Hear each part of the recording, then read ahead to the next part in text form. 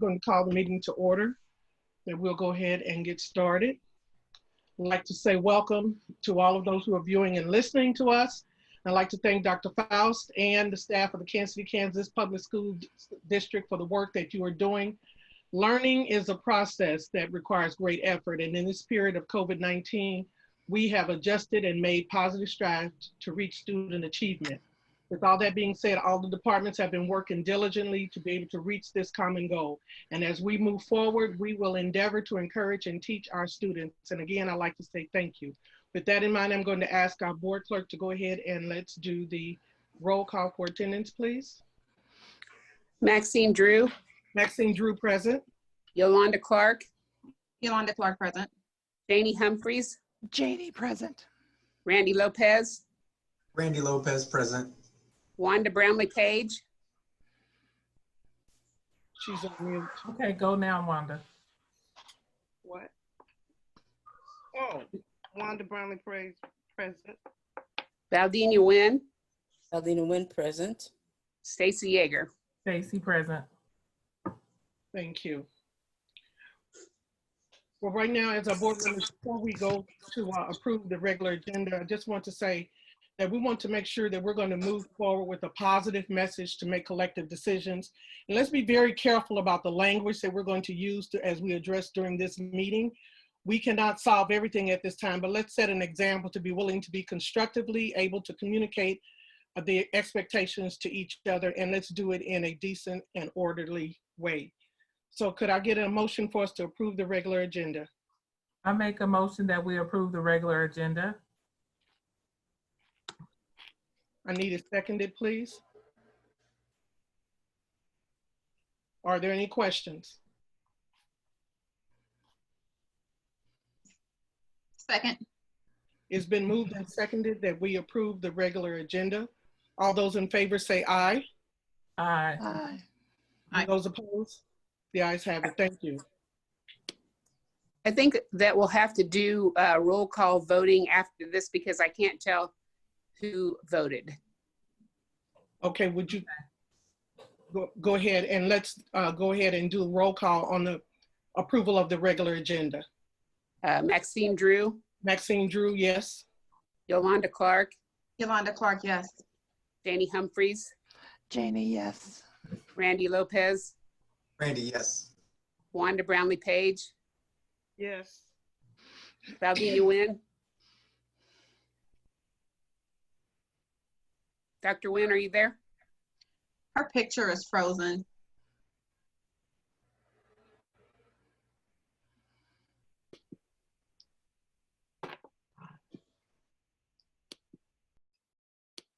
Could you, You can keep going until she comes back, Susan. Stacy Yeager. Stacy, yes. thank you. While we're waiting for her to come through, I wanted to make sure that we go through our board norms, that as a board, we will respect differences of opinion in making decisions for the district. We will, to follow best practices, managing the superintendent and the management of the board itself, to stay on task when conducting business for the district, including while at board meetings, to never surprise the superintendent or each other when conducting official business of the district, to read these norms at the beginning of each board meeting and at board workshops as a reminder how to conduct our meetings, to continually self-check to determine if we are following our norms when conducting district business. Thank you. Dr. Nguyen, are you on? I just got my signal back, yes. Sorry. Okay. Where are we? We have just approved the regular agenda. And now we're ready to go through the board updates. Susan, are there any community comments? No, we had no community comment requests. Okay, so we're now ready for board updates by Mr. Covington. Good evening, board. Superintendent, I just want to bring you all an update on information received this week from the consensus estimating group about the shortness of our revenues. We received the estimates for FY20 and 21 based on the current federal and state laws. And overall, for the 2 years, the estimate decreased by $1.3 billion. Taxes decreased by 1.365, but other state revenue increased by 93 million. Our FY20, which is the current year that we're in, the estimate decreased by $826 million. And I would share with you another number that's sort of going to help offset that, we hope. But that ended up being a 7.4 decrease in the estimated revenues for this school year. But according to our calls that we've been having regularly with Randy Watson and Dale Dennis, they don't see any cuts coming this school year.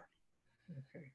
But next year, our decrease was 445 million. And that's a 5.8 decrease in estimated revenues. So if we pass that on to KCK, we're looking at possibly almost a 6% decrease in our revenues for next year based off of our 21 revenues, which means they would add the 5.1 million and then deduct from there. So what does that really mean? Our 5.8 decrease equates to about $9.4 million. If we use the 5.1 that we would have got as an increase, that leaves 4.3 million that we got to take out of this year's adopted budget to reach the 9.4 million. What can help mitigate that, one is that legislature is not going to come back into session, so the decision on the budget as to where it's going to be cut is going to be on the governor. And another mitigating factor is that we still are under that school for fair funding court ruling. I don't know how much weight that's going to have with the situation of our revenues. Mm-hmm. And another bright light, though, is that we did receive the notification of the CARE money. We will receive about $8.4 million that can offset costs. But I just caution that we will only be able to use or charge one-time expenses to those funds. And those funds expire next September. And so we'll be trying to balance all of this when we pull the budget together to make sure we maximize the use of the CARE dollars and help offset some of those cuts that I'm sure we're going to get. Where we are in the budget process is we're finishing up reviewing the schools budgets this week.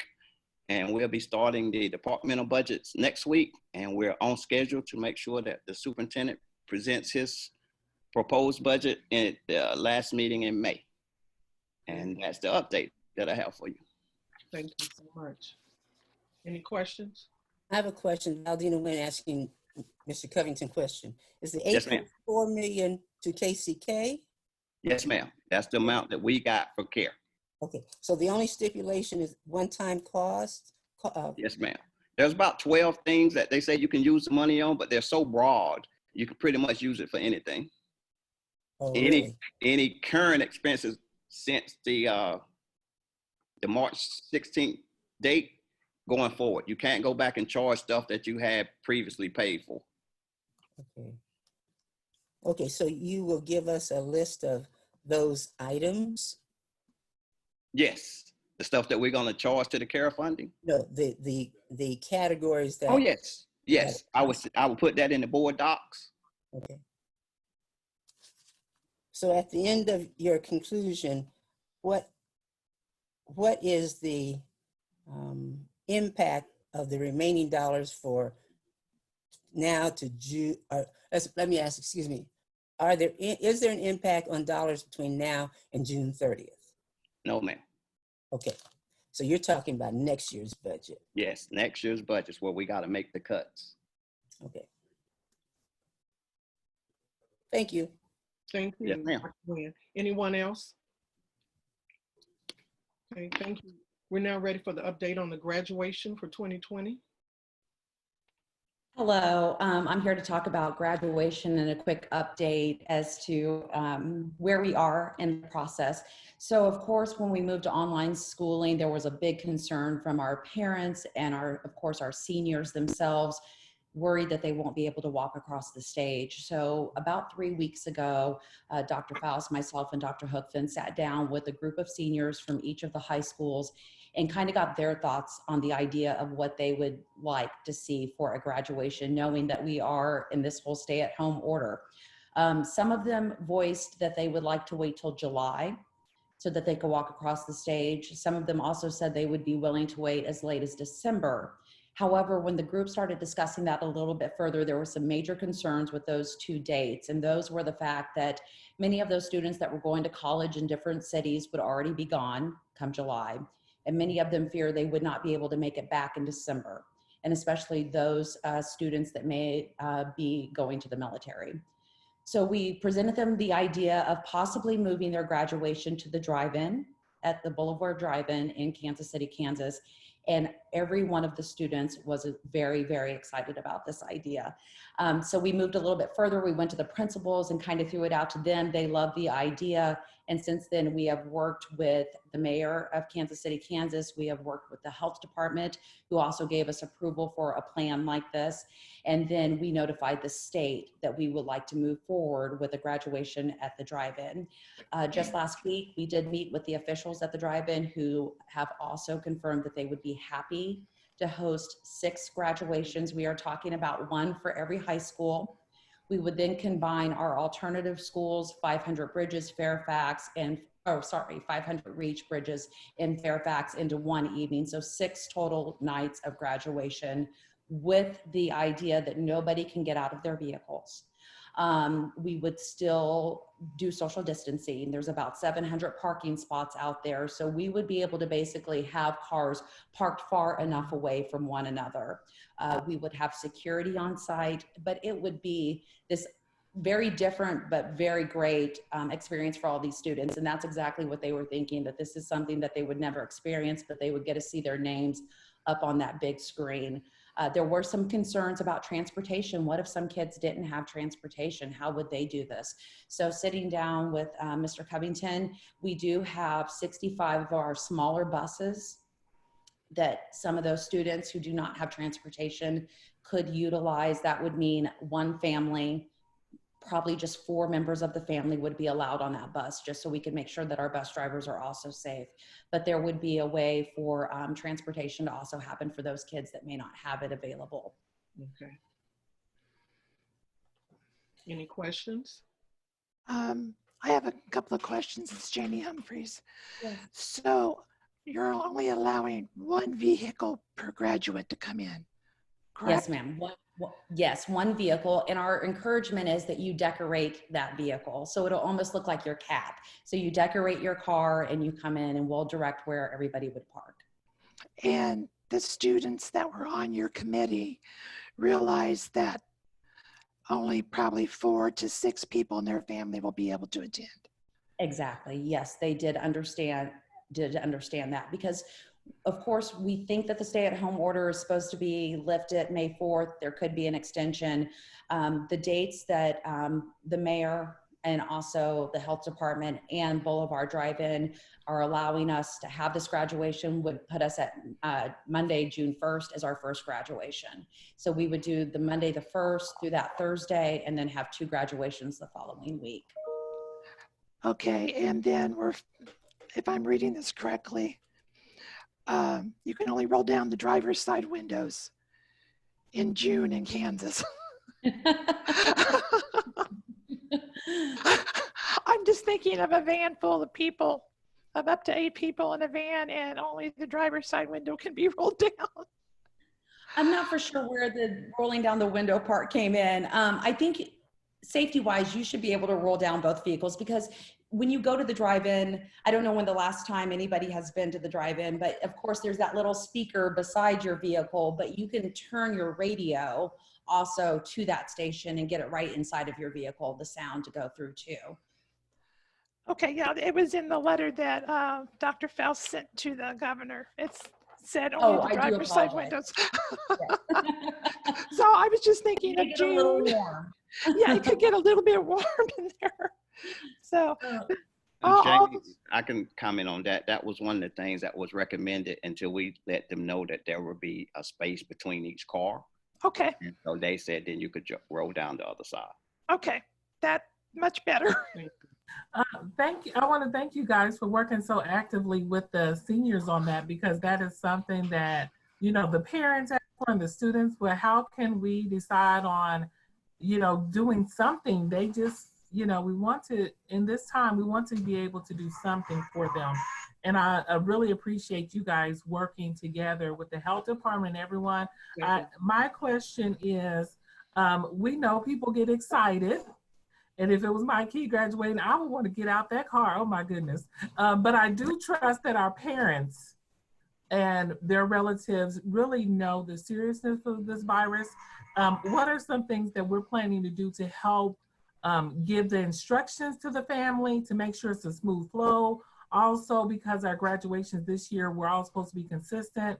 How does that look like? Are they going to get programs in advance, or could you explain a little more about that area? Yes, so I can let's walk through kind of like an idea as to what a graduation will look like. We're talking about opening up the gates at around 8 o'clock every single evening for these graduations. So people would be able to park. So they would go in, we would have security, part of our Kansas City, Kansas Police Department there. We would also have somebody greeting them and being able to check off which graduate is in which vehicle, so we can make sure there's only one car for each graduate, and at which time they would be handed a program. They would go in, and we would also have police officers helping them park in this right spot. So we do have that space in between, and then those security guards would also, or I'm sorry, police officers will also be on the premise throughout the entire graduation. But leading up to this, it will be on the principals, and we do plan to have a conversation with them again tomorrow morning to really relay the message that this is a special time. These seniors work so hard to get to where they are. We don't want to ruin this. And we understand that there is a safety factor with staying in your vehicle. So we would reiterate the importance of doing that. And then if something does happen, we will have police officers there to help handle that. Okay, this is a Valdina Nguyen question for you. The backup for if things do not go as smoothly. Have you been to the Boulevard? Do you know that location? Yes, so I actually went to the Boulevard yesterday and met with Mr. Max, who is the actual owner of the Boulevard. So yes, I went down there.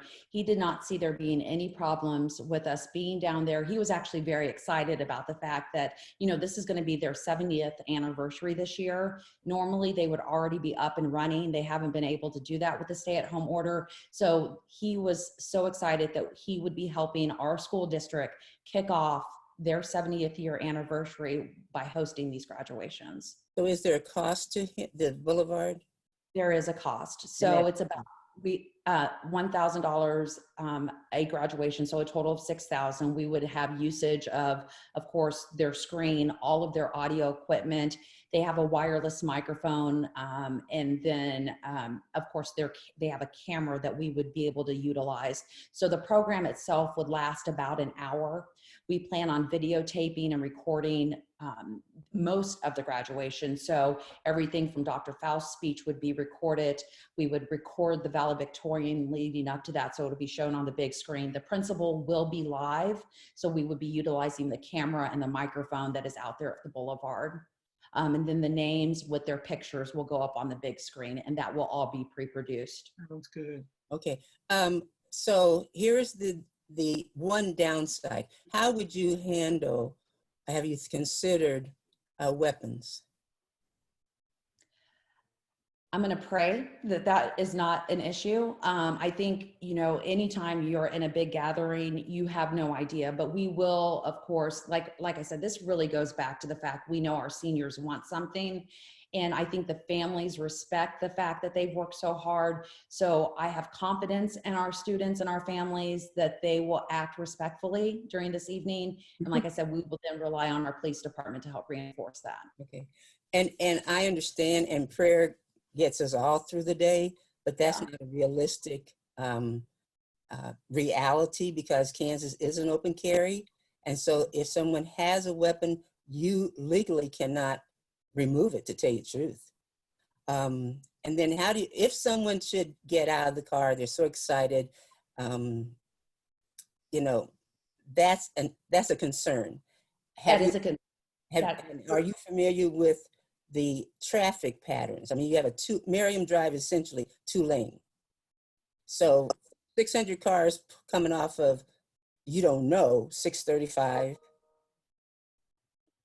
Yes, so you're right. There will be a traffic pattern. I did talk with Chief Horn yesterday, who was drawing up plans that would help with that traffic pattern, that would also help with the security logistics of this whole thing. So there will be a plan in place. All of that would be relayed to students and families prior to graduation. So as far as I'm concerned, I'm not prepared to make a decision, because if you don't have a traffic pattern, if you have a plan to pray if there's a weapon, that does not lock in the security issue. Chief, could you? Yes, sir, I will step in. Dr. Nguyen, we're just looking at it right now. Obviously at 8 o'clock in the evening, there's not much of a traffic concern down on Merriam Lane. Yes. No different than people would be attending that event. We'll take all the precautions necessary. Kansas is an open carry state, but you do well know, as a Wyandotte County resident, not too many people walk around Wyandotte County with open carry. I'm always concerned about the safety and the welfare, no matter where we're at. And I think, first of all, if we get the message out correctly, let's not take the celebration out of what it is. And I think we'll have enough people in place that it should go smooth. If people get out because they're excited, we have to use that as an educational moment. We're not going to arrest people out of that theater or anything like that. We'll kind of educate them to get them back in the car and remain safe. I think, given we've been 5 weeks into the situation we're in, pretty much everybody's kind of minding their P's and Q's right now, including the crime in Kansas City, Kansas, based on a lot of different factors. So there's always a concern. That's kind of why I'm here. But we'll have a nice plan put together. We'll work with local law enforcement as well, so that we can have some preliminary measures taking place and have a plan of action if something does develop. Thank you. Thank you.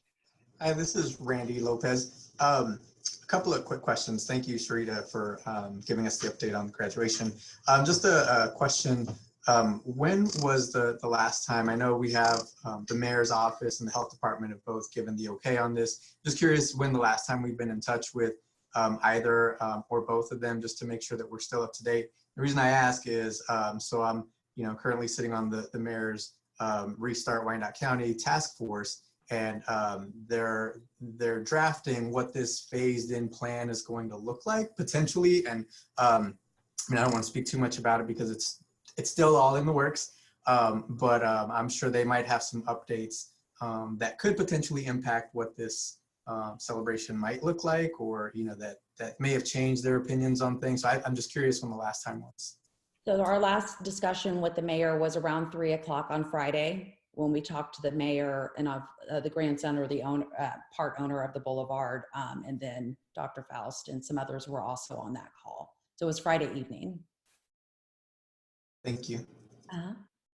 Any other questions? Yeah, Wanda Brownlee Page. My concern has always been the health issue. And I know you said the health department said it was okay, but I just find it hard to believe that people are going to stay in those cars for an hour, hour and a half. And the weather's warmer and they can't go to the restroom. So I get everybody's geeked and excited. I understand that. I know they want a graduation, but I'd like for everyone to be safe and healthy. And the fact that they can't get out, that bothers me. I would prefer a building where we can go, and I get what the kids said about July or December, but I still would like for them to be safe. And that's really what this whole plan allows for them to do. I understand the concerns about it being a little bit warmer in June. Who knows what Midwest weather is going to look like in June, or especially June 1st. But this plan allows for us to still observe social distancing and still be able to keep everyone safe. I know you touched on the restroom issue. While we won't be able to use the restrooms that are actually in the building that's located on that premises, we will be bringing in, not porta potties, but there's the restrooms on trailers. Mr. Covington, you could probably help me with the official name of that, but they're a little bit nicer than those porta potties. So there will be actual running water. So if push comes to shove and somebody does need to go to the bathroom, there will be options on the site. And how many of these would you have? I believe one trailer has 4 restrooms on it, on the Yes, trailer. that's correct. Okay. And when will we vote on this? You're giving us the information, but I as would- a board, we have the right to vote, right? Right, and that is why I'm here. I would love for you to vote on it this evening. We would love to get the ball rolling and be able to start notifying families so they can make preparations. I know that our seniors are anxiously waiting for the information.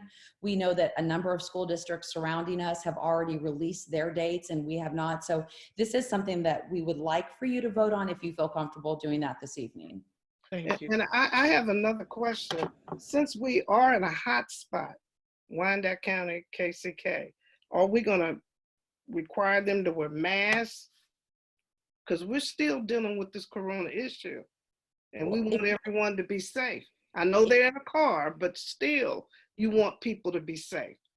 So even this morning, as I was watching CNN, they talked about masks inside of vehicles. If you're in a vehicle by yourself or with family members or people that live with you, you're actually not supposed to still have your mask on. I don't know if you saw the lady actually had her mask on yesterday in some state and ended up wrecking her car. Okay, So but she they had a different type of mask. I saw that, but she had a different type of Let me, yes, yes. okay, what we have to make a decision on basically is whether or not we're going to agree to go ahead and allow for the graduation to take place. Because we can go through conversation, you know, repetitively, and still we need to make a vote. So based upon that, I would ask that we could, if we could get a recommendation from a board member, and then we go ahead and vote and move on, because we have a lot of things that we need to discuss this evening. I have a question. This is Yolanda. My question is around just cap and gown. I'm just curious about, will the students be provided caps and gowns? That's a great question. And that is something that, depending on what happens this evening, we plan to meet with the principals tomorrow to figure out exactly where they're at in that process. We know that some of the students did put a deposit down on cap and gown. Do they still want their cap and gown is going to be the big question. So we really want to talk to those seniors and get an idea as to what they want to do. Very fair. But Ms. Clark, we as a district do not buy caps and gowns for graduates. Yep, you know what, and I did know that, so I should have said the option. I want to make a motion that we accept this graduation plan for graduation and approve it so they can move forward. So I make a motion that we approve the plan for graduation of our seniors 2020. Thank you. Could I get it seconded, please? Second. It's been moved and seconded that we accept the graduation plan for 2020. Are there any questions? I've got Valdina Nguyen. So what was the response from the governor's office?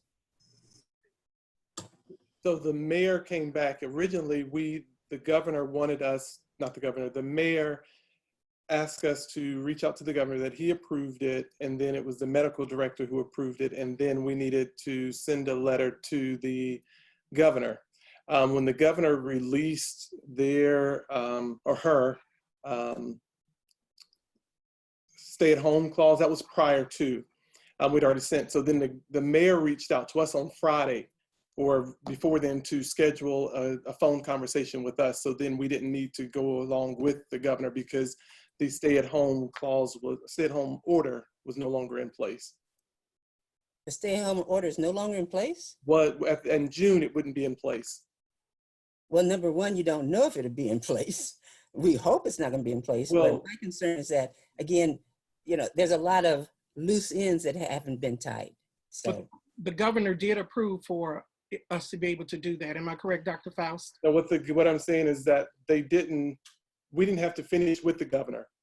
After the mayor came back and stated that they would, that I think, what is it, the 15th is when it's supposed to be ending? The 4th for us. The 4th, around there. And there was, in the chamber meeting, they were stating that the governor more than likely would not be extending the stay at home. So then they reached out to us to schedule the meeting. And so we were originally waiting on the governor to give us a response before we brought it to the board. And then when the mayors reached out to us and said they wanted to go, we moved forward with that. So that's where the governor did not come into play. So is there a plan B in case there is a virus surge in June? Is there plan B? The answer is no, there's no plan B. This is our plan. Yeah. Well, And I'm for sorry. whatever reason, if they have to cancel, then therefore they will just do that. Yes. But I think it's very important that we make a decision as to the direction as to where we're going to go as a district. So the motion has been made. Are there any other questions? Hi, this is Randy. Thank you, Ms. Drew. Just a couple of clarifying. I would strongly recommend making a plan B. I'm sure you guys have been thinking about it, but just in case, you never know, right? I think having a plan B would be very prudent for us to do that.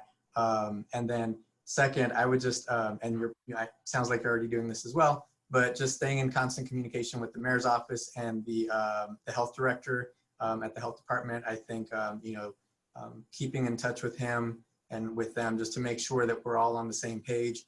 As we know, testing sites have increased, and we've seen an increase in positive tests in Wyandotte County. So we just want to make sure that we're staying on top of this and keeping everyone's safety. And I know we all have that in our hearts, so keeping everyone safe.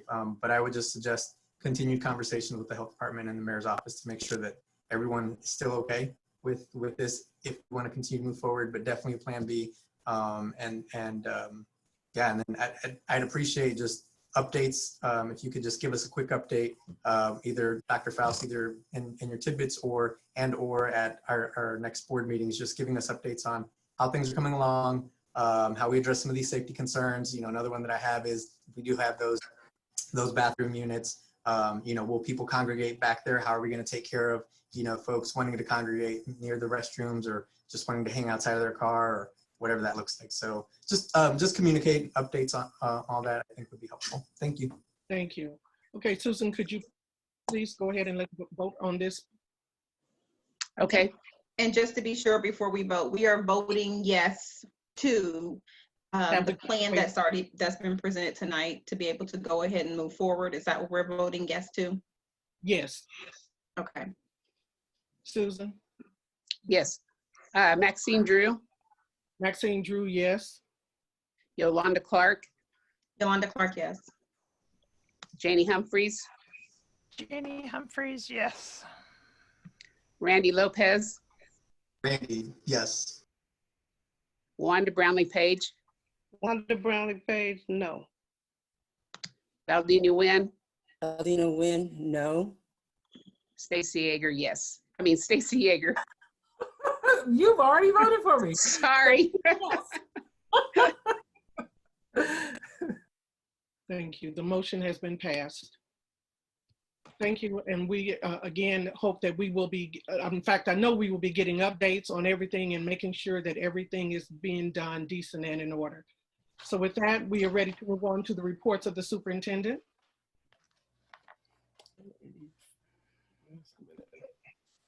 Sorry, I'm working from two screens again.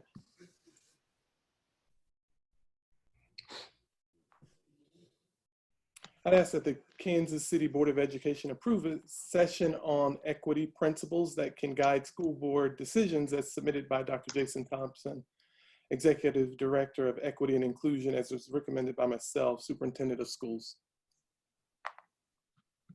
Shared.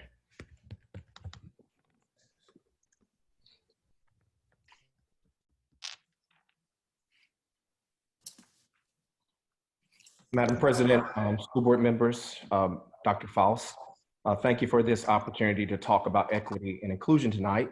It's a topic that I've become increasingly more passionate about during these 20 years that I've been a professional educator, and certainly an area I view as a clarion call for my professional work. As you are fully aware, topics on equity or diversity or inclusion or other related ideas are really too massive as concepts to fully digest in the time that we have tonight. But to that end, the purpose of my talk is limited to the idea of equity and how a rich and full understanding of the principles and tenets of equity can be useful tools to guide the important and sometimes tough decisions that leadership make for districts. At the end of my talk, I'll ask you to approve a series of standalone sessions as a board to give us an opportunity to think through a range of equity ideas. Let's begin just for a moment with terminology. There are many operational definitions for equity, which continue to evolve and expand. One way to view the term equity is providing appropriate access or opportunity for all students. In equitable environments, for example, individuals or groups are given what they specifically need to ensure equal advantage. And of course, this appropriate access would not necessarily be equal to what others are receiving, or it could be more, or it could even be different. But at the end of the day, everyone is provided the resources they need to succeed. As an example, I'm reminded of a recent moment here at the central office where I decided to give water to 2 plants that sat on the desk of a staff member who was working remotely. One plant was a ruby bell cactus, a typical cactus with a beautiful yellow bloom. The other plant was a devil's ivy, a plant that I remember being very popular with my grandmother and other church members that I visited on Sunday. As I prepared to water my colleagues' plants, I became keenly aware of how important the amount of water each plant received was to its ability to thrive and to grow and to even be successful.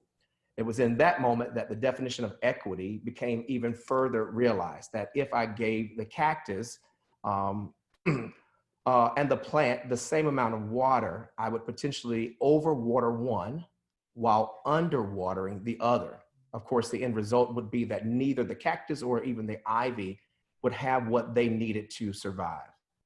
And as I think about that particular analogy, we can't think about providing appropriate access and opportunity without acknowledging that inequities are a product of design.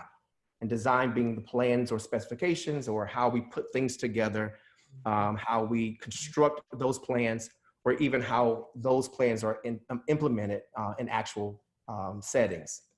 This reason is why I'm starting off with the idea of equity, because it focuses on the ways in which we provide access and opportunity that's appropriate for each child.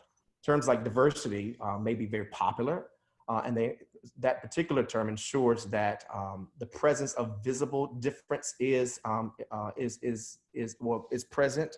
I think about visible differences such as race or gender, which are certainly ways in which we can think about these ideas. But that diversity doesn't necessarily lead to equitable outcomes in terms of how those individuals are included or valued, or even how those particular individuals are provided the access and the opportunities that they need. So when I talk about equity in this specific moment, I borrow from a definition by the Center for Public Education that says that equity is ensuring that all students receive the resources they need so they graduate prepared for success after high school. And take note of how nicely that definition pairs with our own district's priority student outcomes, which are listed here at the bottom of the screen, to improve academic achievement for all students, to prepare all students for college, career, and life, and to reduce gaps in student achievement. And just think for a moment about the multiple ways that KCKPS is already working to provide resources tailored for specific student populations in our district. I think about Diploma Plus, how we've implemented that program, which means that each student will exit high school prepared for college and careers in a global society. We've ordered and begun implementing Goal Book, a toolkit guide for educators working with specialized student populations to vary the levels of instructional support that they offer students to meet the needs of each child. That we've begun implementing MTSS, a multi-tiered system of supports designed to help schools identify struggling students early and to intervene quickly around their academic growth and achievement. And of course, these are just a sampling of things we're already doing. Leaders of diverse school systems like KCKPS frequently cite equity as a goal to guide school reform efforts. These efforts cause us to take a closer look, at how our expressed values about equity and inclusion match our enacted practices. Another way to sort of say that same thing is the idea that what we say we believe, what we actually do in practice. I think about what Chicago-born artist and also architect Amanda Williams says, that what we value is reflected in what each of us chooses to pay attention to care for, and to sustain. And it's this type of noticing or this observation that Amanda Williams attaches to a value system, which becomes vital to what Paul Gorski then suggests as being a threat to the existing of equities. That is to say that how do we as a district, from our school board to our administrators, to our staff, as well as our students, recognize even the subtlest biases and inequities? How do we respond to those in a short term? And then ultimately, how do we redress those in the long term? At the same time, we might focus our equity efforts in 3 different areas. Teacher quality, that being teacher education and the skills and the dispositions, even the knowledge that they have about student populations, their mobility or even their experiences, school programmatic equity, which becomes, of course, special education, gifted education, bilingual education, student discipline, just to name a few. And then also another area could be student achievement equity, which is looking at things like state achievement, dropout rates, even graduation rates. And all of these are areas that we have talked about in many school board member meetings.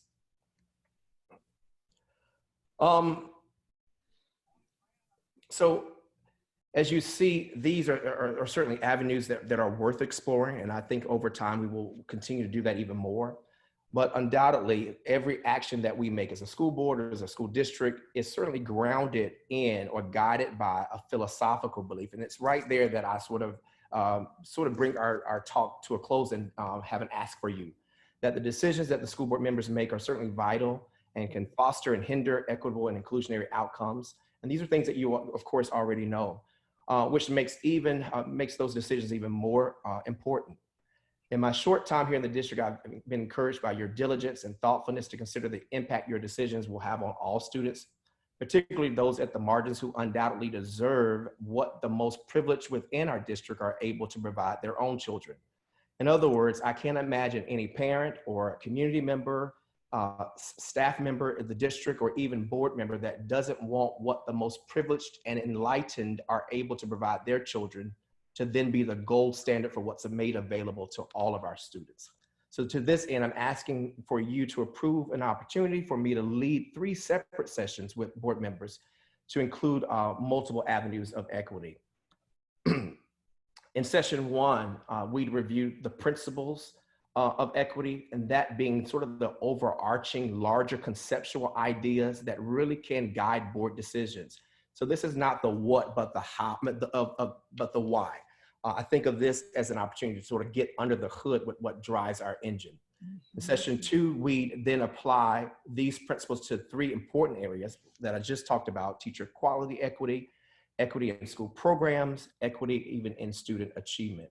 And then finally, in session 3, we'd apply those equity lenses and those approaches across various student population groups, those social identifiers that we categorize our students in.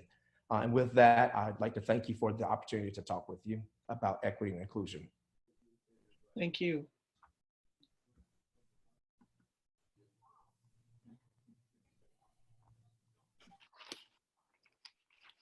So therefore, are there any questions or concerns by any board members? So to clarify, are we choosing the first, are we approving the report and then choosing a first day that we want this session to occur? Is that what I'm hearing, or do we just need to approve that report? Well, So, go ahead. Dr. Thompson. I'm certainly open to the board schedule. I do recommend that we take the very first session and then find other opportunities to do session 2 and 3. Any other questions or concerns? Yeah, I thought at the planning meeting, we were supposed to come back with some dates for this meeting. So the question would be, one of the things that we have on the calendar would be the May 5th, not May 5th, I'm sorry, May 12th. We do or the 15th of May. We'd also do the 19th or the 22nd of May. Dr. Faust, are you saying those dates are for the training? I'm trying to figure out what the dates are tied to. Yes, so for the first session that Dr. Thompson was talking about to have the board trained. So what's supposed to take place from this is that there will be 3 opportunities for the board to be trained in equity and inclusion, and then the board drives the decisions through the equity and inclusion lens versus the staff driving it. We will also be learning with you, but it'll be the decision of the board to tell us which area to go into. And so we're trying to get down those dates of either the 12th, the 15th, I think it's the 19th or the 22nd of May for that first session. And we can either put those out there for Susan, or we can of course come up with them, schedule them right now. It's the board's pleasure. Okay. And from those sessions, are we considering, I know we talked about doing something with staff as well. So is this kind of the start to what will be rolled down to staff? It would first start with the board. So the board would then tell us, what do you want us to do next? Okay. And then he'll give you more options of, so first you get the first 10 principles of what it looks like, and then there will be an opportunity for the board then to decide, this is the area that we want to focus on first, and then we'll create the professional development from there. Okay, I was trying to put the pieces together. Thank you. This is Janie. I have 2 questions. What's the time period, the session length, Mr. Thompson? How long would session 1 take? I imagine that each session could be between 45 minutes to an hour.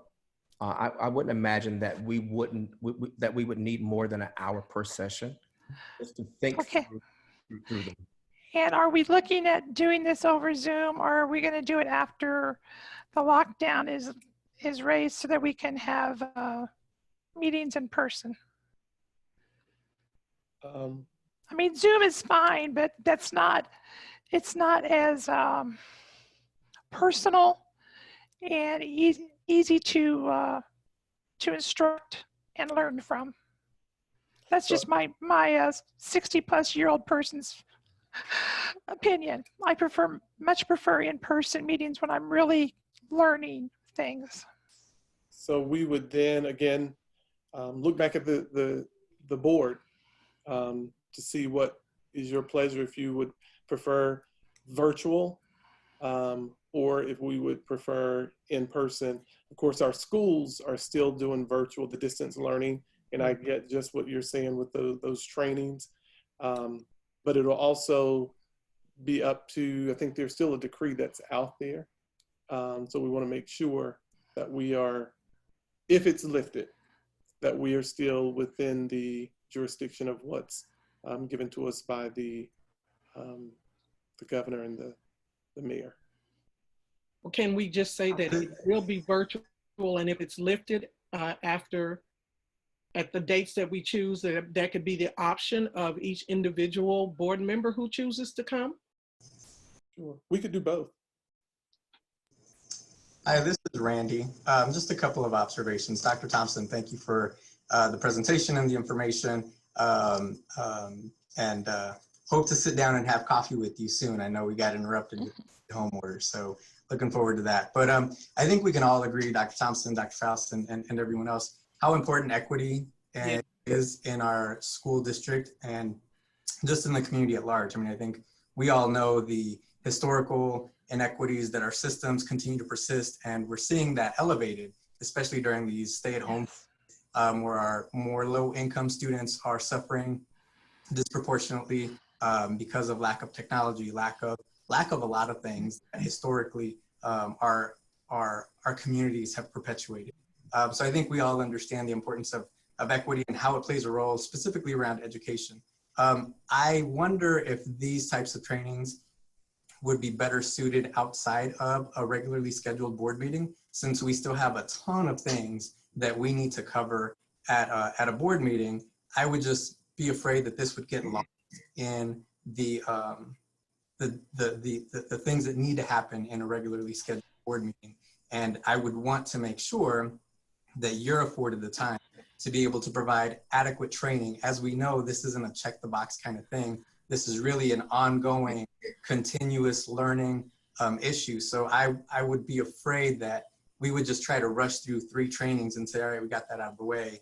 Let's continue on. So I would really prefer doing something outside of a regularly scheduled board training where we could give you the adequate time and resources to really have conversation and discussions around equity and how we as a district are addressing that for all of our families and students. Secondly, I know at the board retreat that we had earlier this year, we talked about cultural sensitivity training.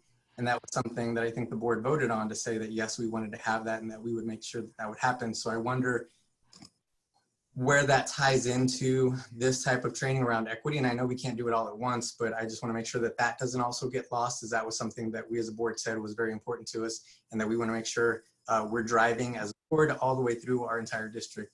And then thirdly, I know we're doing some trauma sensitive training right now for our district, and we have that initiative that's ongoing. I hope that you're tying into the great resources that we have with our team that's really leading the trauma sensitive schools initiative. I'm sorry, Brittany and Lisa Garcia Stewart and Octavio and the team there are doing an amazing job. And we all know that equity ties into trauma with cultural sensitivity. So I just want to make sure that all of that, that we're giving it the appropriate time and resources. So I would love to see this as like an ongoing, continuing training for all of us to make sure that we're giving it the proper time that's necessary. Thank you. Okay. Anyone? This is Kelly Nguyen. Just a question to you, Dr. Thompson. I have not had the opportunity to meet you, so good evening. So you say the first session would be exploring the 10 principles. How do you tell us more how that would go through? Is there some pre-reading we have? Do you sit there and lecture for 45 minutes, a couple little exercises, and you know, what will occur in those sessions? You're You muted. want detail of everything through each one of the sessions? Or just the first one? How about— Sorry, I was on mute. What did you say? I didn't hear the last. What goes on in this session? 45 minutes. Randy has already informed you, if you didn't already know, that what we have talked about just preliminarily as what we believe is not occurring. So if you have 3 sessions already planned out, I'm sure you do, that's what you presented to us. My question is that in 45 minutes, that first session, let's just stop there if that's what you want, Maxine. Thank you. How's that going to go? What do you say 10 principles? So how do you cover 10 principles in 45 minutes? Well, I first of all, let me say I do look forward to meeting you, and I'm very, very excited to have this conversation. As a prior to this job, I was a professor, and so there are multiple ways that I think about delivering instruction. And so what I can tell you what it won't be, and that is me sort of just guiding and leading and doing direct instruction. But I see this as being a way for us to look at across these 10 principles and to say, how does this really look in our district? So this is, as I mentioned in the presentation, is being getting under the hood, because for every, as I said, every action, there's sort of this philosophical belief. And I want us to get under the hood with what we actually believe as a district might be the guiding principles for our equitable and inclusionary actions. What my theory is, not necessarily with our group, but just, with people in general, is that what we say we believe isn't often mirrored in what we actually do. And here's just a reminder to say, if we put against the wall, hypothetically, these overarching principles, and I'll give you an example of one principle that I draw from Paul Gorski, where he talks about this sort of redistribution principle. And that is the idea that equity requires, of course, the redistribution of material and cultural and social access and opportunity, and that if we can't explain, and I know that's one of the things that you have been pushing us all to do, is to be able to explain how our inequity initiatives, that being everything that we say we're going to do in the district, if we can't explain how that particular initiative then leads to redistributing access and opportunity, and how it really helps students to get to the needs that they have or get their needs met, then we probably should reconsider those. And so we'll really get under the hood with what that might mean, look at some examples from practice of where redistribution may have occurred or why it didn't occur. And so it's really an opportunity for us to just have a conversation, a dialogue, not necessarily me leading, but throwing out the larger ideas to then say, now that we know those larger ideas, what might that actually look in terms of making decisions that are equitable for students. And do you have one or two sources that are guiding your presentations? Sure. I mean, they're Worski. Yeah, so Equity Literacy Institute is one of them. Okay. And I will also send to you a couple of articles. I have them not able to share at this moment, but I'll send them to you, send them to the board, that also look at these multiple ways that we think through equity, like the way it's framed and the way it's conceptualized. And I think that really is what I'm trying to do in the first one, of course, is to say, whose camp do we want to sort of, draw upon, so that when we make decisions, we can quickly say to even ourselves, we vetted this particular idea based on this principle, or to explain to our constituents that the reason why we decided to go with graduation this way, or the reason why we decided to provide stations for students to get meals during, or sites to get meals during this COVID-19 outbreak or spread, is based on a deeper conceptual knowledge. And we may not always agree with that, but at least we have used this particular grounding to vet our ideas and support our ideas. Sorry. Thank you. Thank you. This is Stacy, Dr. Yeager. I would agree with Randy that it needs to be separate from our board meeting. So I think May 15th would be a great opportunity for us to start the process. Since it is 3 sessions, I would recommend that we do it on May 15th. That is a Friday.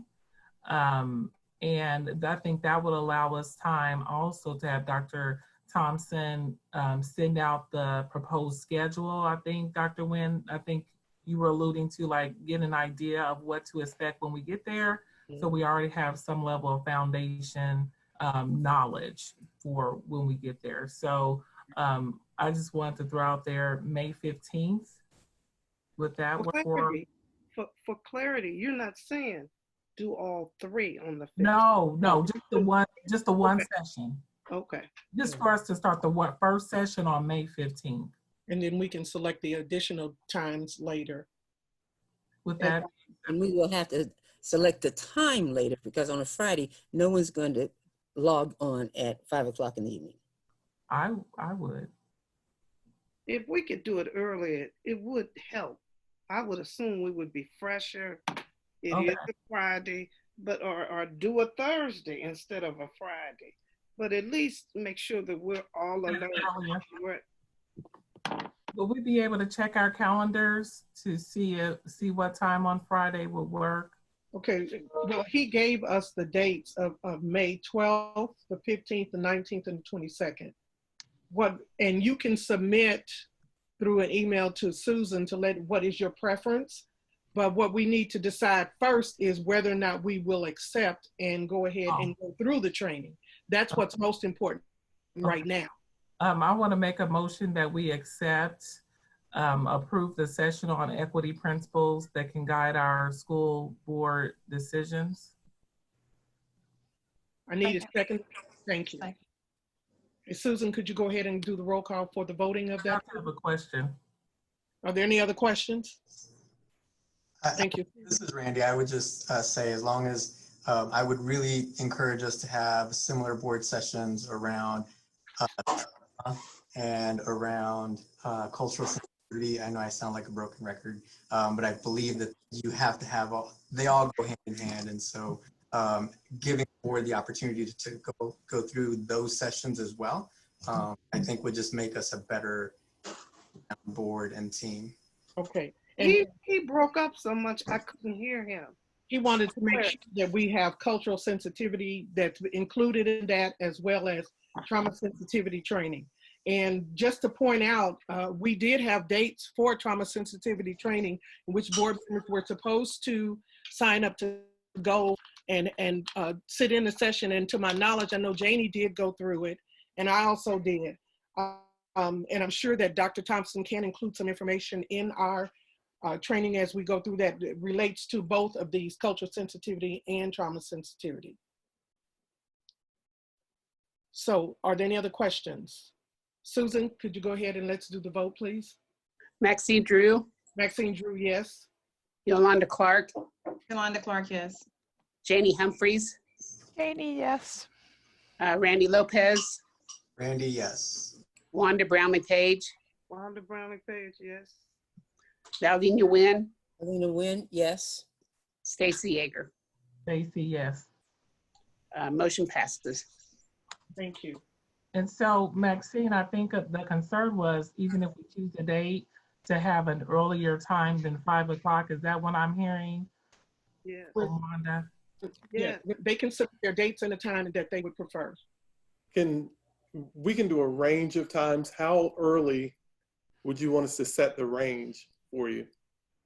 Just Would we start at 12? Like, would it be 12 would be too early on a Friday, or 2 o'clock? Yolanda, oh. Yolanda, what would be a good time for you? Yeah, I was, but I'm looking at the people who work. We want to be fair, but could we not do it at 5 or 4? I think we need to be alert. My last meeting on Friday ends at 3:30 in the afternoon. So I have meetings on Friday, and I do have a meeting that ends at 3:30. work a normal 8 to 5, Miss Page. So whatever you all will decide, if we decide to do it during the daytime, I will have to make arrangements through my job. I'm not retired. I'm sorry. So it's working. Okay. However, Thursday could be earlier for me, starting at 3. I have a question. This is Janie. Is there any way we could do it, especially if it's a Zoom thing, on a Saturday morning? That way no one has to take vacation time or personal time from their job. And it would be in the morning instead of in the evening. Just an idea. Yeah. And I will just say, so other people's jobs are probably a little bit more flexible than mine. So whatever works for the board, I knew the commitment I made when I took this job. So I will make the sacrifice. It'll be fine. So Yolanda, is a Saturday okay with you? Sure, Saturday's fine. How about Saturday at 10 o'clock in the morning? Is 10 o'clock okay? I'm up at 7 on Saturday, so that's fine with me. I'm up at 7:30 too. But I know that's early for some, but 9 or 10. Is 10 okay? Fine. Okay. And we get a consensus for, that would be on the 16th? Yeah. May 16th at 10 o'clock? Jason, does that work for you? Yes. Okay. Thank you. Thank you so much, everyone. Thank you, Dr. Thompson. So now we are ready, Dr. Faust. Okay. I'd ask that the Kansas City Board of Education accept for information on the Kauffman Real World Learning Grant as submitted by Dr. LaShonda Bilbo Irving, Director Plus. I'm sorry, I messed that all the way up. And it's recommended by myself, Superintendent of School, because I want to say something else. There's also a piece in here, there's going to be a voting piece because we've received a grant.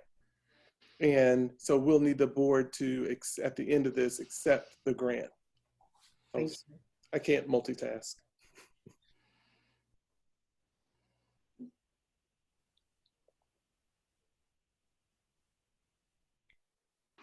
Good afternoon. Good afternoon. Good afternoon. Board, Superintendent Faust, and Madam President, I'm Dr. LaShonda Bilbo Irvin, Director of Diploma Plus. This afternoon, I am bringing you information regarding the Real World Learning Grant provided by the Kauffman Center that the Diploma Plus team has written, and we are recipients of that grant for Cohort 2 in the amount of $75,000. Tonight, joining me in this presentation is Ms. Donna McDaniel, the educator in residence for the Kauffman Foundation. The partnership between several school districts in the KC metro area, this partnership started in April 2018. The Kauffman Foundation gathered students, educators, community visionaries, and leaders from across the KC region to discuss and reimagine what high school would look like with students receiving a diploma that reflect their skills and abilities and knowledge that students needed to succeed in our changing world. We here in KCKPS, we have the Diploma Plus program. The tenets of the Diploma Plus program is to make sure that when students leave high school, they leave high school with more than just a high school diploma. We have several initiatives through our department that ensure that students are able to have real world experiences through internships, receive college credit. The Kauffman Foundation really feels that this work that we're doing really is work that should be shared across the KC region. We're excited about being recipients of this grant because it speaks to a lot of the work that we're already doing.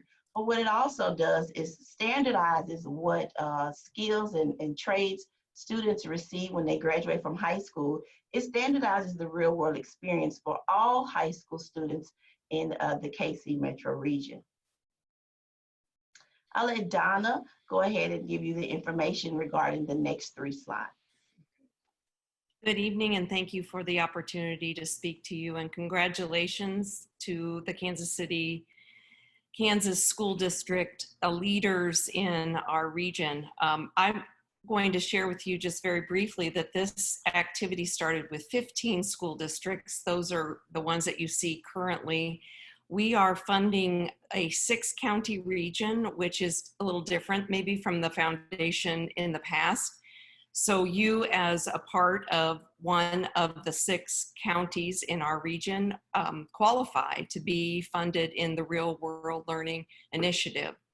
You'll notice that these 15 school districts have all spent just about a year working on what we call a design and plan so that they can graduate more students with one or more of those market value assets, or in your case, in Diploma Plus. Why Dr. Faust decided to be in Cohort 2 was an excellent idea, and that was he was putting his team together. Dr. Faust has been involved in this effort with all of the superintendents from the very beginning, so I do want to thank him for that leadership. If you want to go to the next slide, you can see who Cohort 2 is. Cohort 2 includes, of course, yourself and 9 other school districts.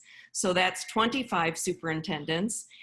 And you, along with those other 9 districts, are starting your full year of planning. How are you going to increase the numbers of students that leave your high school with those types of assets?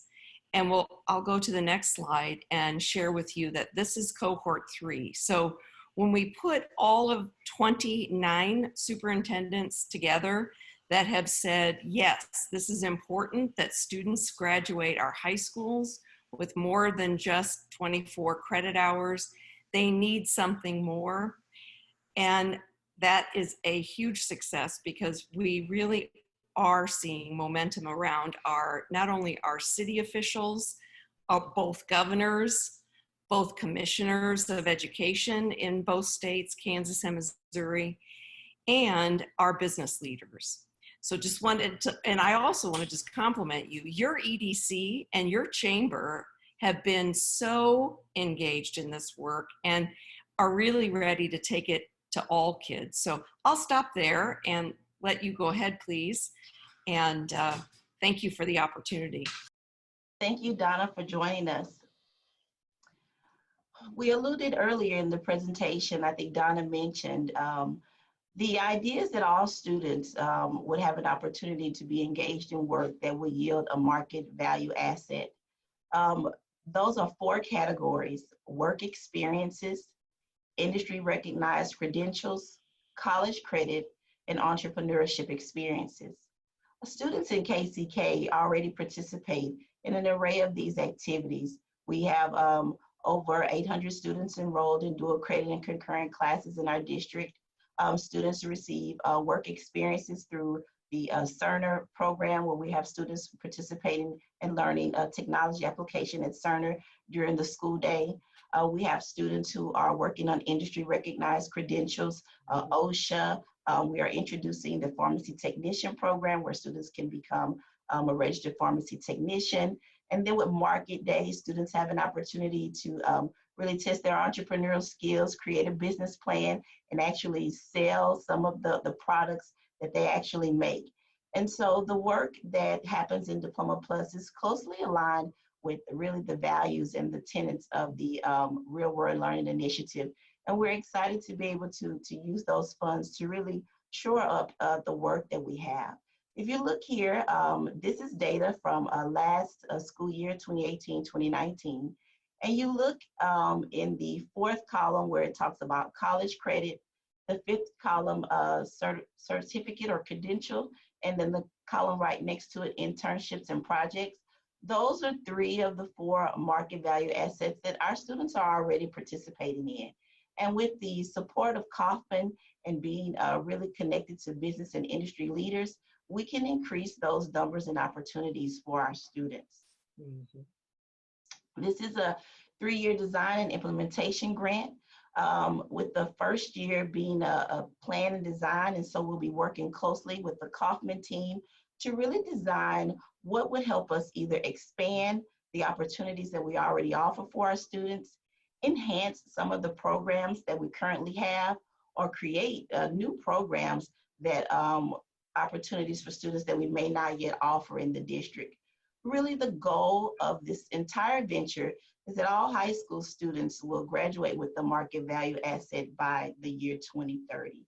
A very lofty goal, but one that the Kauffman Center and the work that we're doing in Diploma Plus, we are totally want to be a part of and really work to implement student success.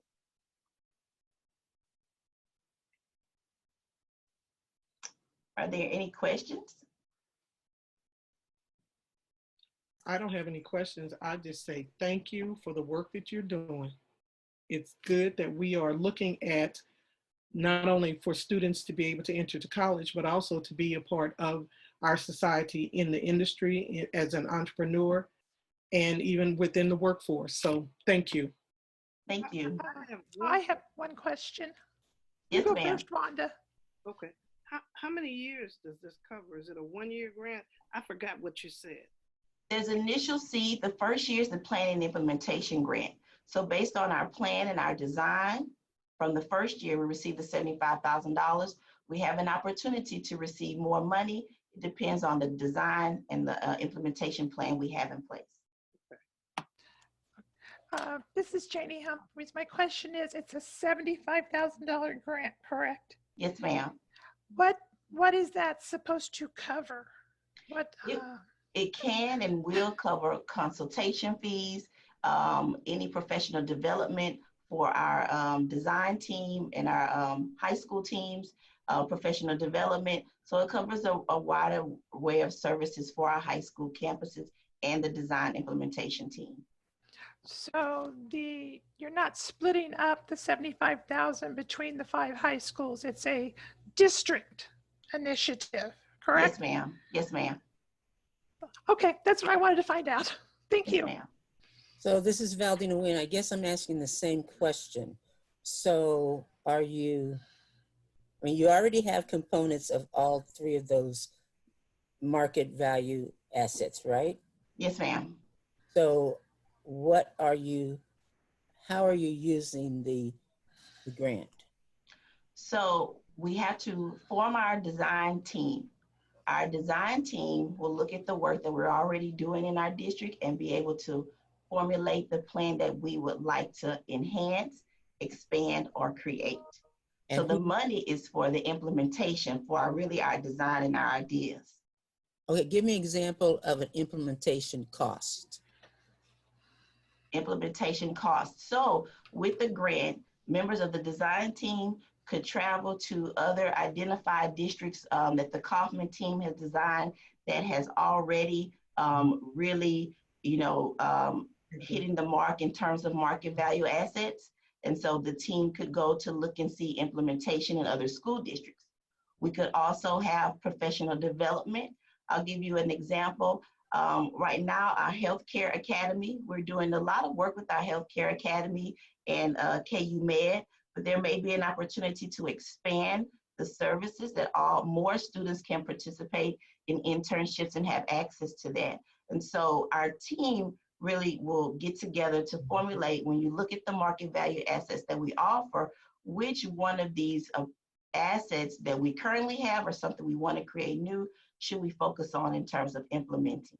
Because that information is turned over to Kauffman to see if we'll be approved for more funding in the previous year. Okay, so to get this first grant, did you have to prepare a budget identifying those things you just mentioned? Yes, ma'am. Okay, so probably just as an informational item, is that what the question, I guess, based on your budget submitted, you were awarded the grant. Yes, ma'am. Therefore, that shows what you're going to do. And so how do you close that loop as far as evaluating the goals you set out? Do you have an evaluation piece required within the grant, or they just gave you the money? No, I think you've hit on a good one. The 10 districts that received the recent design and plan grant, their output after a year is a 3-year strategic plan, and they have very clear guidelines as far as how they are designing these plans. And that really is the evaluation. So what's interesting, and you are welcome to listen in on some of these pitches that the first 15 will be pitching their 3-year plans at the end of May. And we're gonna have to do that via Zoom. But what's interesting is that the team that you have here, you have so many programs that are already providing quality experiences for your high school students. What they're trying to unlock is, why is it that not every student has this opportunity? And that's what they're going after, is not any district in the big footprint has 100% of their high school students leaving with a market value asset. In fact, there's not anybody that 50% of their students are leaving with these. So that's what they're trying to figure out, is how do they offer these opportunities for more students than they have to date? Okay, well, thank you. And it's good to put a face with a voice. Yeah. And I guess I always note that, but we are always concerned about accountability. And so thank you for that input. You might be really interested because it's a public document, but your district submitted a budget, they submitted a timeline, and they have agreed to outputs and outcomes for the entire year. And that is something that, if you're interested in evaluation or measurement, that's a public document.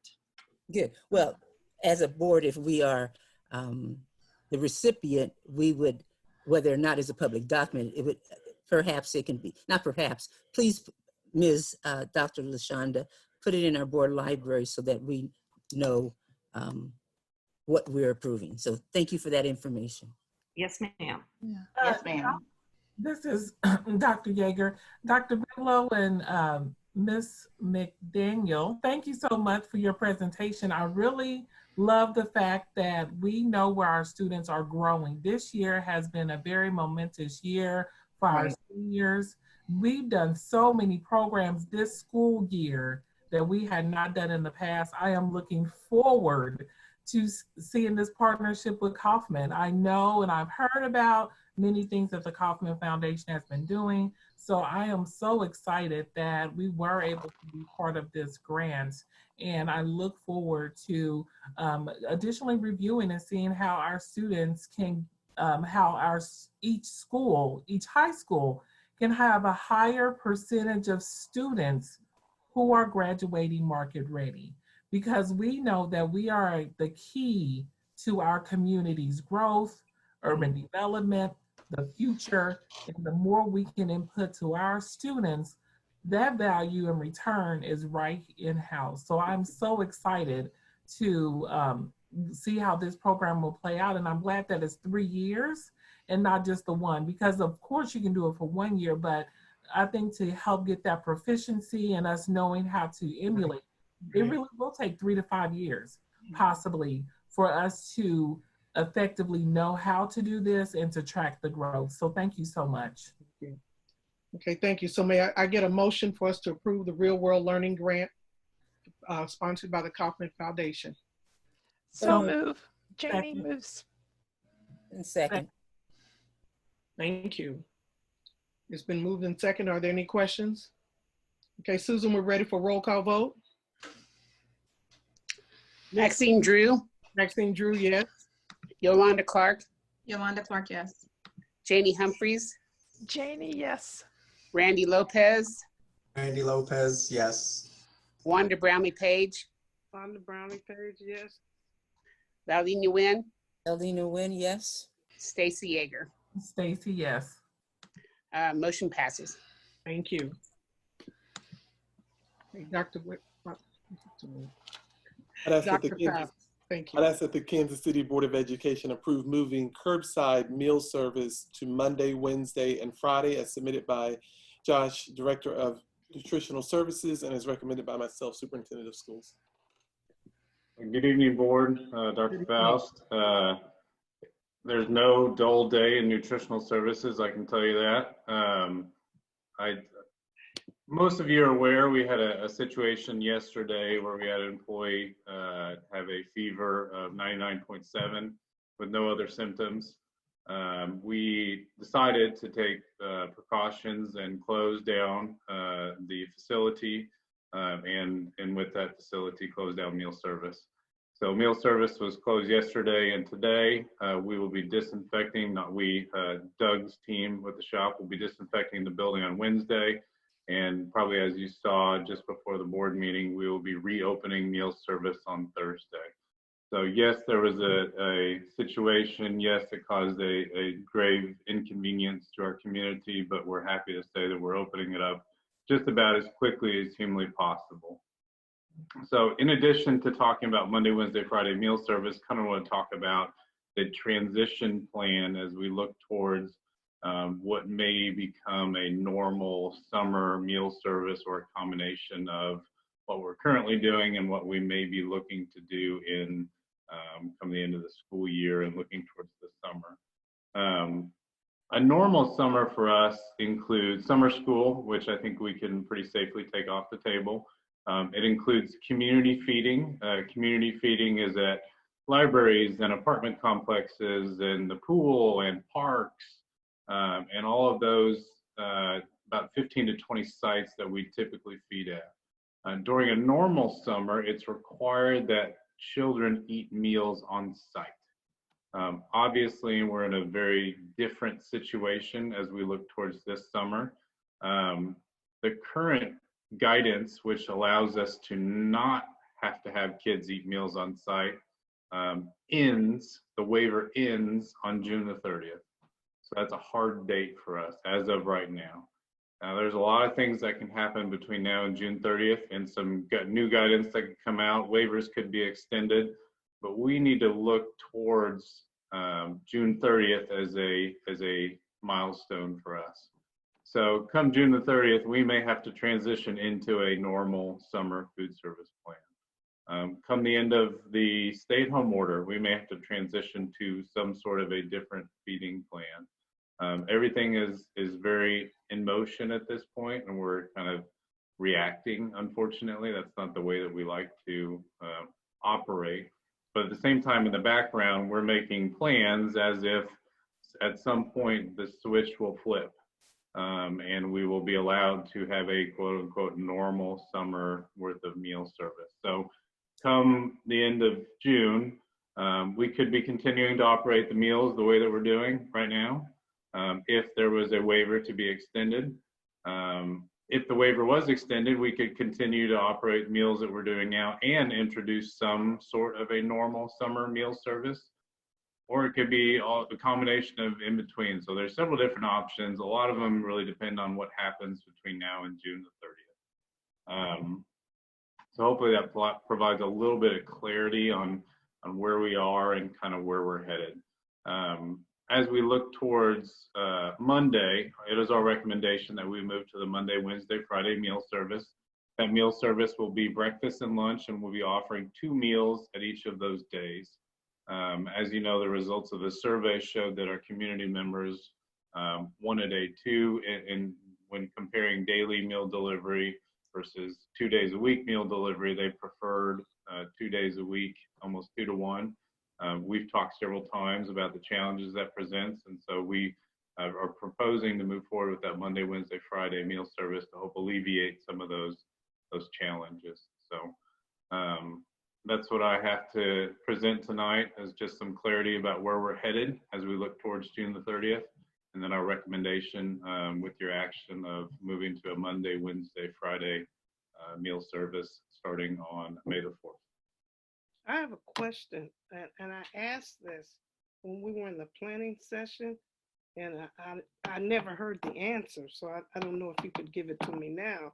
But on Monday, Wednesday, Friday, let's say a person misses Monday. So what do we have in place to help them out? Because a lot of people depend on the food, and if they miss a day, is it possible for them to pick it up somewhere else if they couldn't get it on the designated days? It's possible to pick it up somewhere else. It's unfortunately not possible to pick it up from us. If we decide to do Monday, Wednesday, Friday meal service, it has to be across all of our 6 sites. You can't do both at the same time. Unfortunately and fortunately, this situation last couple of days has exposed and presented opportunities for our community to take advantage of other meal programs in Wyandotte County and in the area.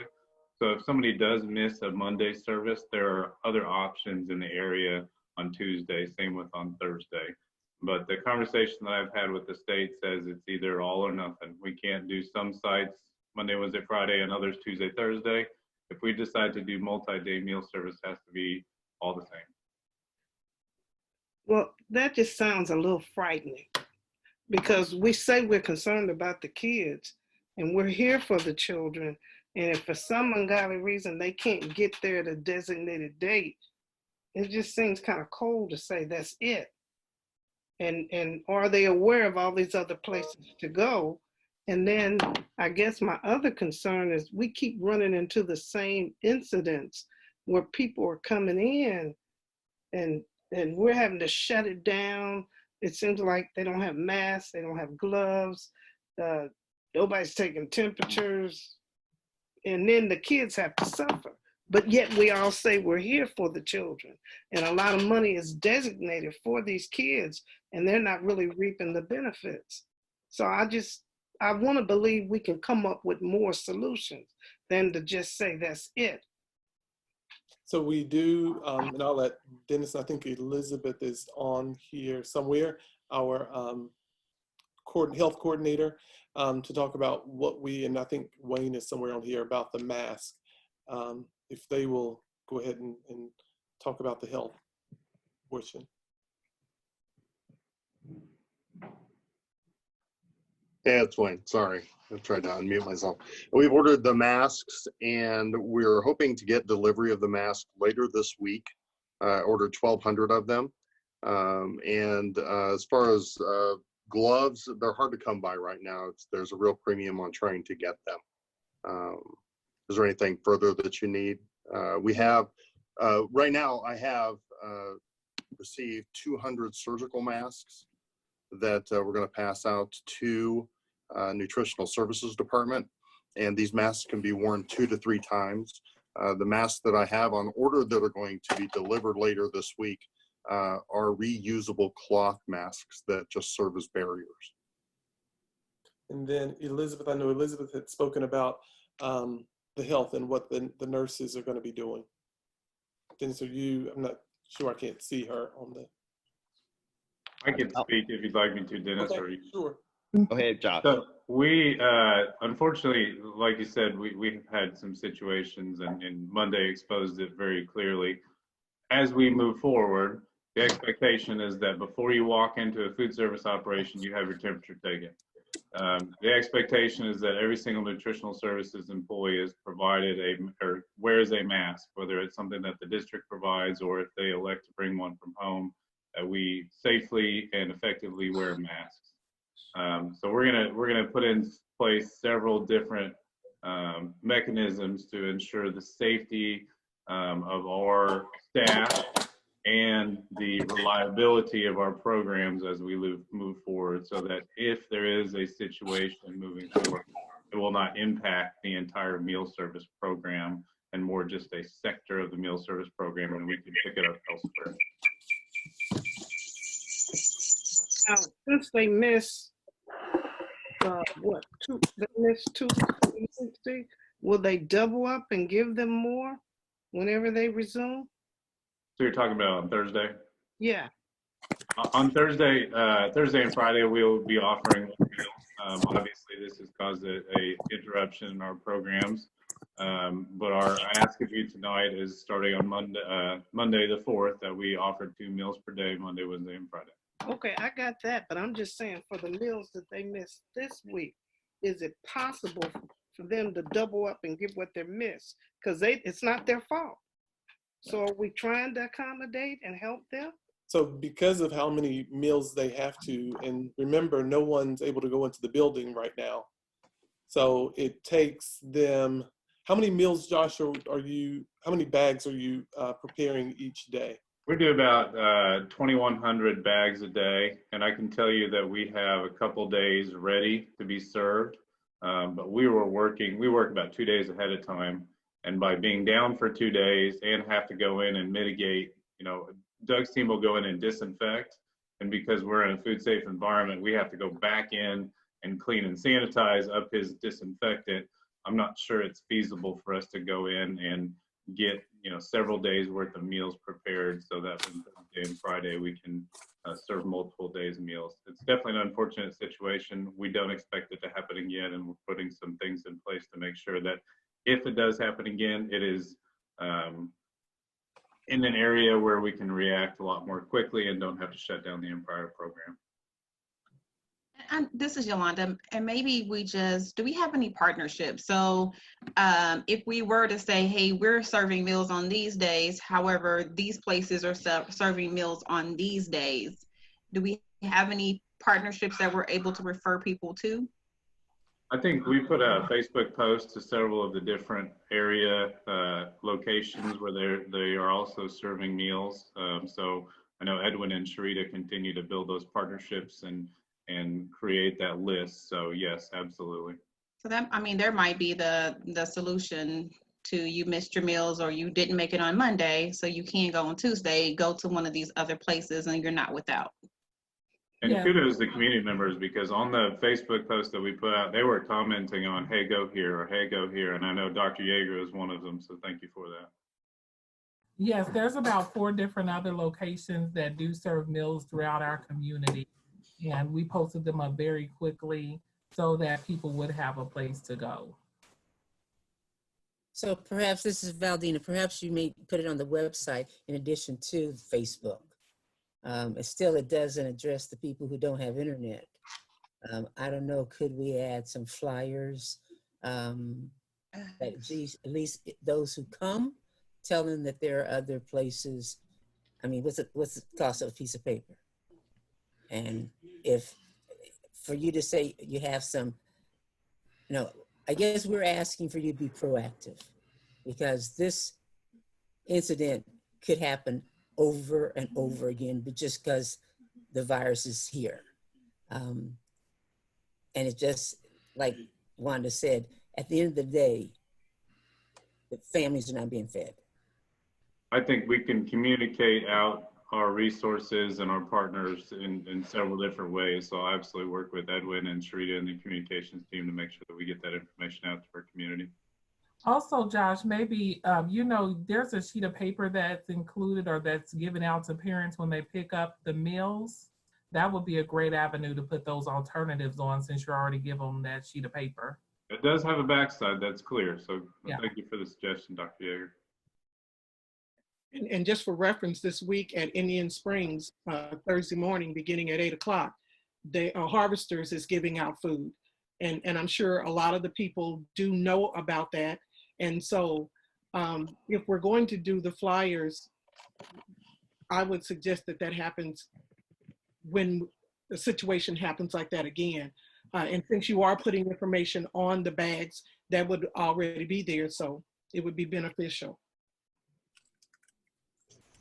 This is Randy. I'll just to piggyback on Ms. Drew's comment about Harvesters. I just want to give a shout out to our staff and team who have been coordinating the Harvesters distribution at Wyandotte High School for the last few weeks. Today they had one as well, where they distributed up for over 150 families. I was there 2 weeks ago helping to volunteer. I went today to go help volunteer, and just the committed team members that we have. I know Miss Lisa Garcia-Stewart and her team really are proactive. Miss Mersman have done a great job in coordinating that and making sure that our families who had registered, who received that throughout the year anyways, that they were continue to receive that food distribution in this critical time. So just want to give them a shout out, because our team is doing some great work out there in partnership with Harvesters as well. So thank you guys. Randy, is that the only school that's doing that? So it's there are several sites throughout the year. This during the stay-at-home order, I know they were inviting the Washington, Sumner, Harmon, and Wyandotte families to come and receive their meal distribution at the Wyandotte location. So just for safety precautions, they were coordinating within just one location. But I don't know if we have more information on that, but there are several schools that are involved in that. Okay, thank you. So now we need to get a motion to approve moving the curbside meal service to Monday, Wednesday, and Friday. I want to make a motion that we move the curbside meal service to Monday, Wednesday, Friday. I need it seconded, please. I'll second. This is Randy. Thank you. It's been moved and seconded. Are there any other additional questions? No, just for the additional discussion. And I know we had this discussion. We'll be providing other places for our parents. So we did decide that with this motion, we can provide alternative routes. Okay. Thank you. And I'm sorry, for clarification, excuse me, how will the families know that they don't show up on Tuesday or Thursday?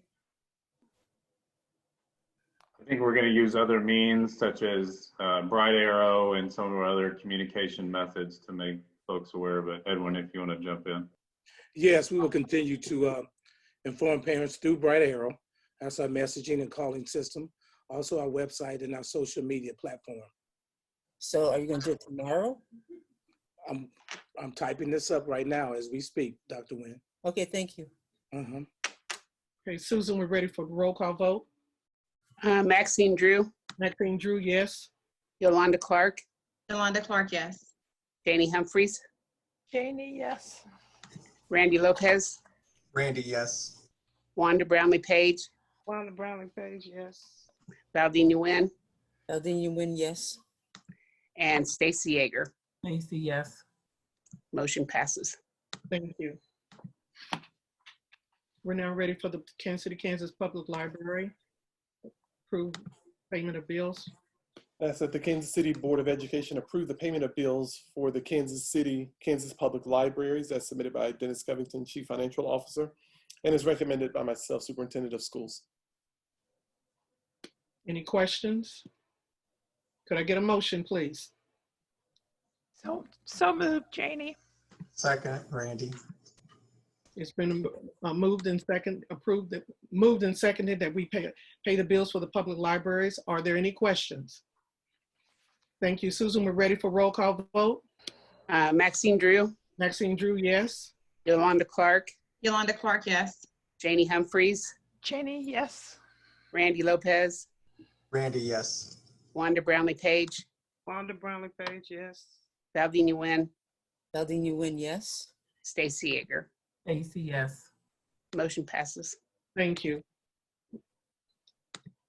Dr. Faust, we're ready for the, I'd ask that the Kansas City Board of Education accept as an informational item the Turner Quarterly Report as submitted by Carol Levers, Director of Libraries, and it's recommended by myself, Superintendent of Schools.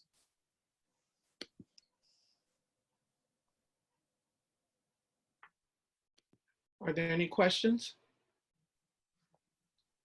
Could I get a motion, please? I make a motion that we accept the Turner Library Budget Report. I need a second. Second, this is Randy. Thank you.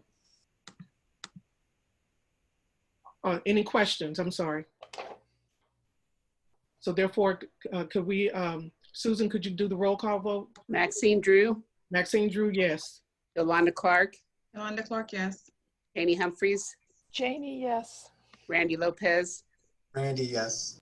Wanda Brownlee Page, Wanda Brownlee Page, yes. Valdine Nguyen, Valdine Nguyen, yes.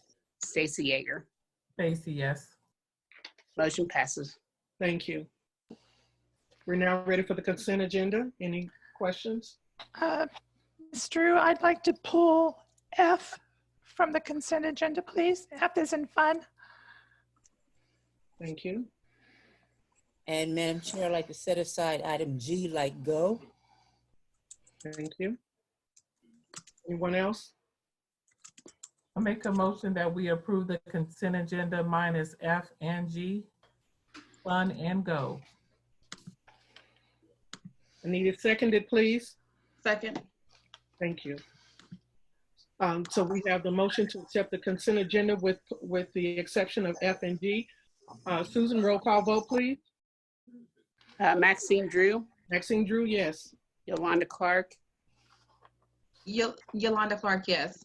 Janie Humphreys, Janie, yes. Randy Lopez, Randy, yes. Wanda Brownlee Page, Wanda Brownlee Page, yes. Valdine Nguyen, Valdine Nguyen, yes. Stacy Yeager.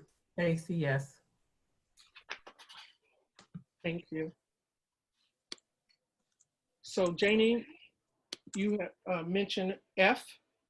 Yes, I submitted some questions about this. This is a new contract, and I didn't realize it till I went through the board policies. It should have been under the reports of the superintendent instead of the consent agenda. But I have questions. How much is this going to cost per school? I take this one. What we decided to do, if you remember this school year, we put out that the school district will buy the instructional supplies for all our students. And so what we done this year, we left it up to the each individual school to go out and secure those supplies, either from Staples or some other source. So what we done, we decided with the help of our C&I department to go out and put out kits per grade that each of these students would need. And so based on the number of kids you have in either the K2, 3, 5, 6, 8, those kits are set up with the things that the C&I department decided would be right for that grade. Now these kits are funded by the school. So each school has enough money in their supply budgets to buy all the supplies their kids need. So without knowing the number of kids in each school by grade, I won't be able to tell you exactly how much one costs, but I did look at a couple. And like Argentine Middle, their kits will cost $24,000. And what would happen, we will buy the kits, and then when the school requisitioned the kits, it would be like a warehouse transaction that we would ship the kits from our warehouse to the school and replenish the dollars that we spent buying the kits. It's not an increase to the budget. All the schools have enough supply dollars in their budgets to buy the kits, and it's actually a cost savings over this year because we negotiated better prices. And you can also buy the items that's in the kit a la carte. If once you buy the initial kits and you need more of a certain item, you can buy those items a la carte. Okay. You said you started this in August. I don't remember the board voting on it in August. But besides the point, did we increase our schools' budgets to cover this, or what are they having to, like you say, Argentines would be $24,000. What are they having to take out of their budget to cover that? Nothing. Their supply budgets was already sufficient enough to cover that. And it always has been. I'm reducing the cost of their supplies. But this year was the first year that you had the schools buy supplies. Yes. Okay. So was their budget increased this year so they could cover that, or what did they take away? They didn't have to take anything away. When we looked at the supplies that they had bought previously in years, they had enough money in their supply lines to cover the cost of buying the instructional supplies. So like Argentine had $24,000 just sitting in their supply budget that they were not allocating it for something else in their school? No, it was allocated for supplies. It's in their instructional supply line of their budget. So what did they spend it on previously before we bought these kits? They bought their supplies on their own without buying kits. I guess I'm not being clear. This year was the first year that parents were told that they did not have to buy supplies for their students, correct? Correct. Okay, so let's say that their supply budget was $100,000. Okay, now they're spending $24,000 of their supply budget to buy supplies for the kids for 1920, school year 1920. What was that money spent on the year before? Or did we increase their budget by $24,000? No, they were spending the same money on instructional supplies. But in 17, 18, 18, 19, they bought that much in instructional supplies. What were they, I think that some of the question is, what were they doing with those instructional supplies? They just had them as extras for the students? That most of the principals put them in a closet. Okay. For the teachers to go pick up when they need it. So we're repurposing those funds. And so it would be the expectation of the principals or the staff not to purchase additional supplies now because each student has kits, or they've lowered the number of extra supplies they are purchasing. Janie, tell me if I'm wrong, if I'm misunderstanding. That's what I mean. You know, what were they spending the money on previously? That's it. If we didn't increase it. No, they were buying instructional supplies previously. In the past. If they buy the kits, they save an amount of money that they was normally using to buy instructional supplies. I just want to say that in the past, as an educator, money was allotted to buy supplies. They never bought it because we ended up buying them. That's in the past. That's why so many people were shocked and surprised that last year's supplies were actually bought. Teachers who taught, Ms. Drew can attest to it, we never got what we ordered. Now, ask those principals what they did with that money, because they didn't always do what they were supposed to do. So I think what Dennis is saying is this will help alleviate that from happening. Exactly. Just saying, when she said, where did the money go? They need to ask the principals, because they didn't always spend it on supplies. The money was kept there in the school budget. Yeah, but they used it for something else. They didn't necessarily, they bought some. I know for 30 years, I bought most of my supplies. They didn't have it. They did bought supplies as well. So money is there, and because it is at a low level, we could go ahead and approve it, and that way the students will get what is necessary next year for 2020, 2021. Okay, so Valdine, so I guess that's my general question. You're asking us to approve $749,000 to purchase kits for next year? Yes, ma'am. That's the that's just the contract price. Okay. The schools will requisition those supplies next year, starting in July.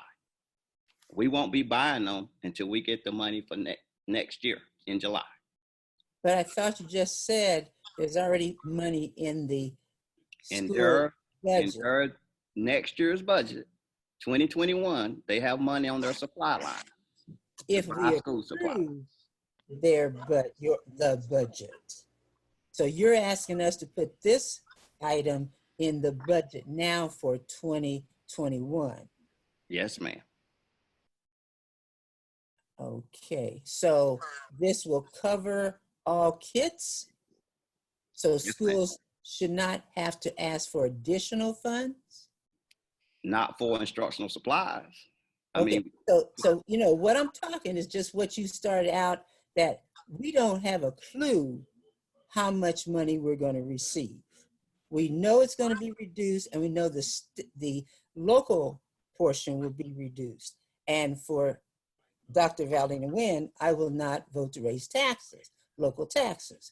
So are you saying 749, 208, and 68 cents will be the cap, or we can make it the cap of school supplies for the schools?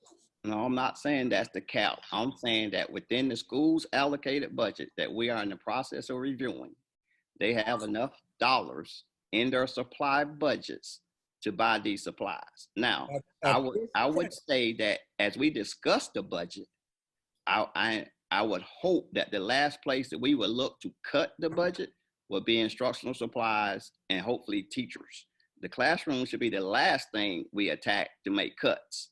Well, and that is correct, because there is a mandate that 65% minimum be on instruction. But I mean, full discussion and full disclosure, if we say this is cap, then that's cap. Now, is that adequate? I mean, before, I mean, it's like, okay.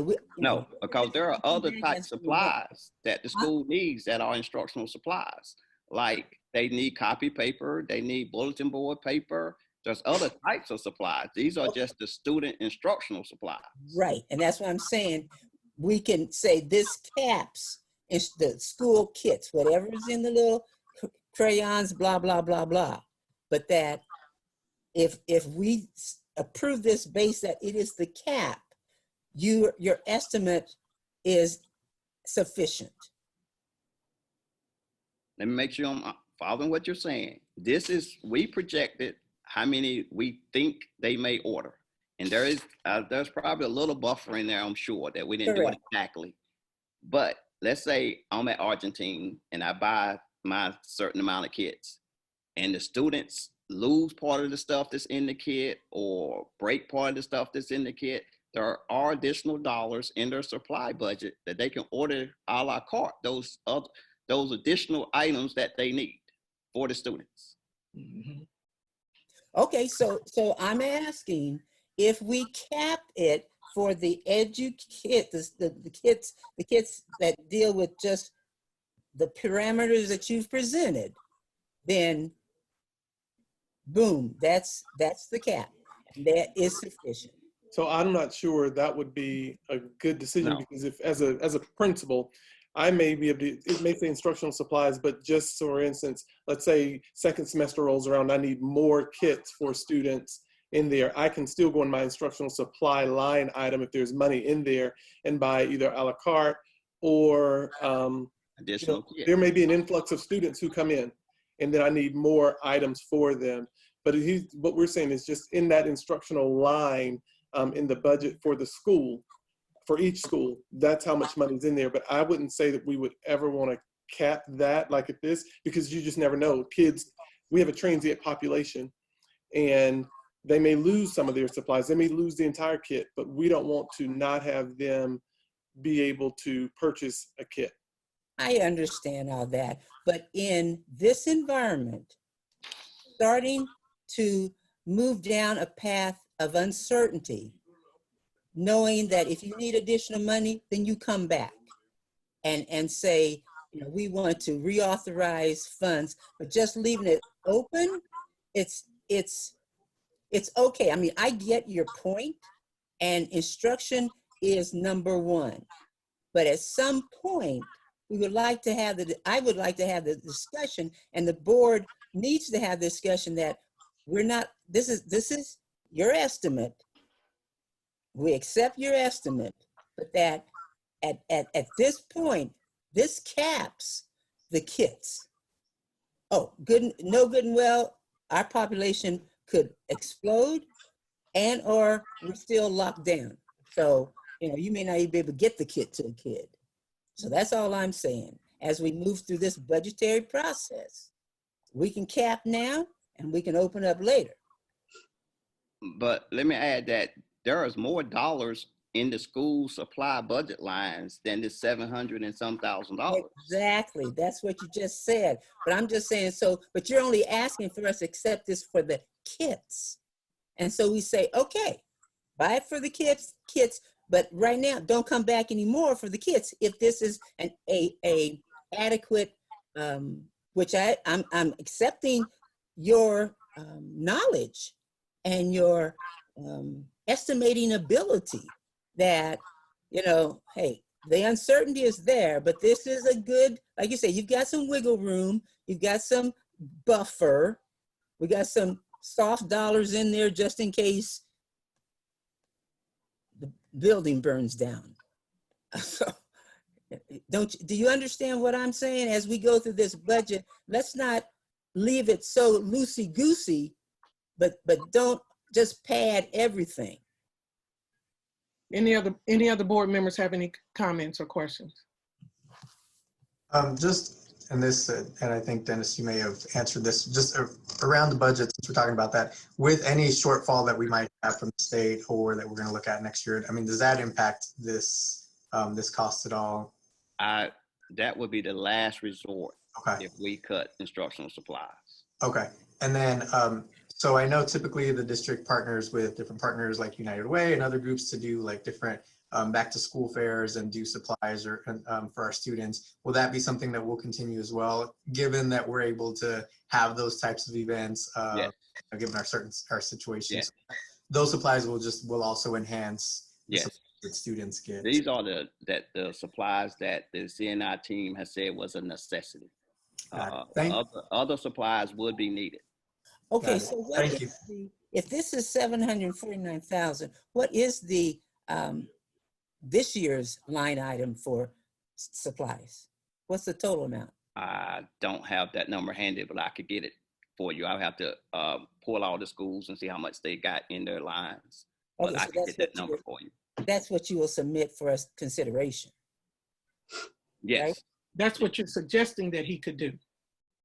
No, that's what he will do, because if we have to approve a budget for school supplies, you will present us with your estimate, best estimate of Thank you for clarifying. Supplies for the year, correct? Thank you for clarifying. Thank you. There will be a line item presented to the board, rolled up for all schools.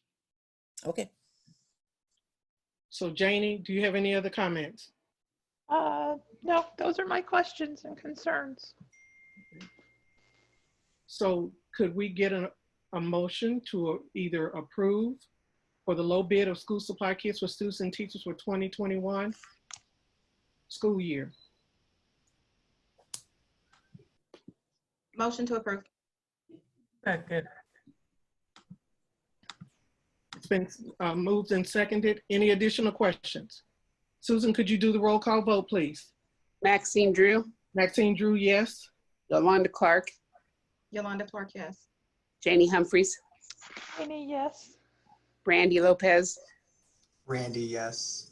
Wanda Brownlee Page. Wanda Brownlee Page, yes. Valerie Nguyen. Nina Nguyen, yes.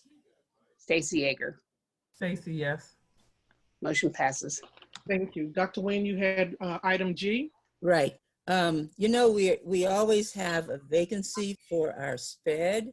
And so I was wondering, before we approve these contracts, did we experience any challenges with any of these providers this last year?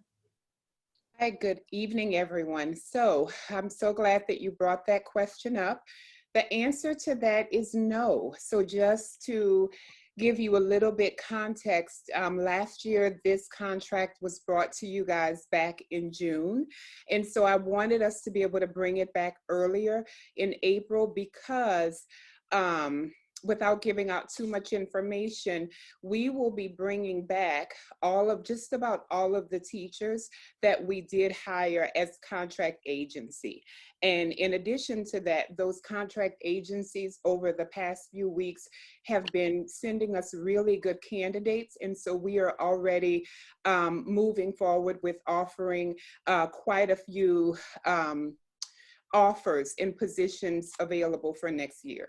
So we did not have any problems with any of the contract agencies, and I'm really happy that we're able to move forward with all 6 of them coming back. Thank you. Mm-hmm. Thank you. So may I get a motion, please? So moved. Second. It's been By moved. Jenny. Thank you. It's been moved and seconded. Any additional questions? Thank you. Susan, roll call vote, please.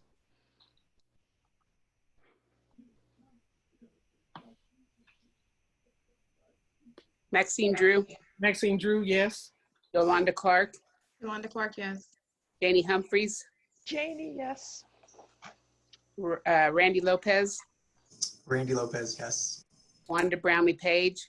Wanda Brownlee Page, yes. Valdine Nguyen. Valdine Nguyen, yes. Stacy Yeager. Stacy, yes. Dr. Yeager. Yes. Thank you. Motion passes. Thank you. We're now ready for the payment of the bills. I make a motion that we pay our bills. I need a seconded, please. Janie seconds. Thank you. Are there any questions? Thank you. So could we, Susan, could you do the roll call vote for payment of the bills?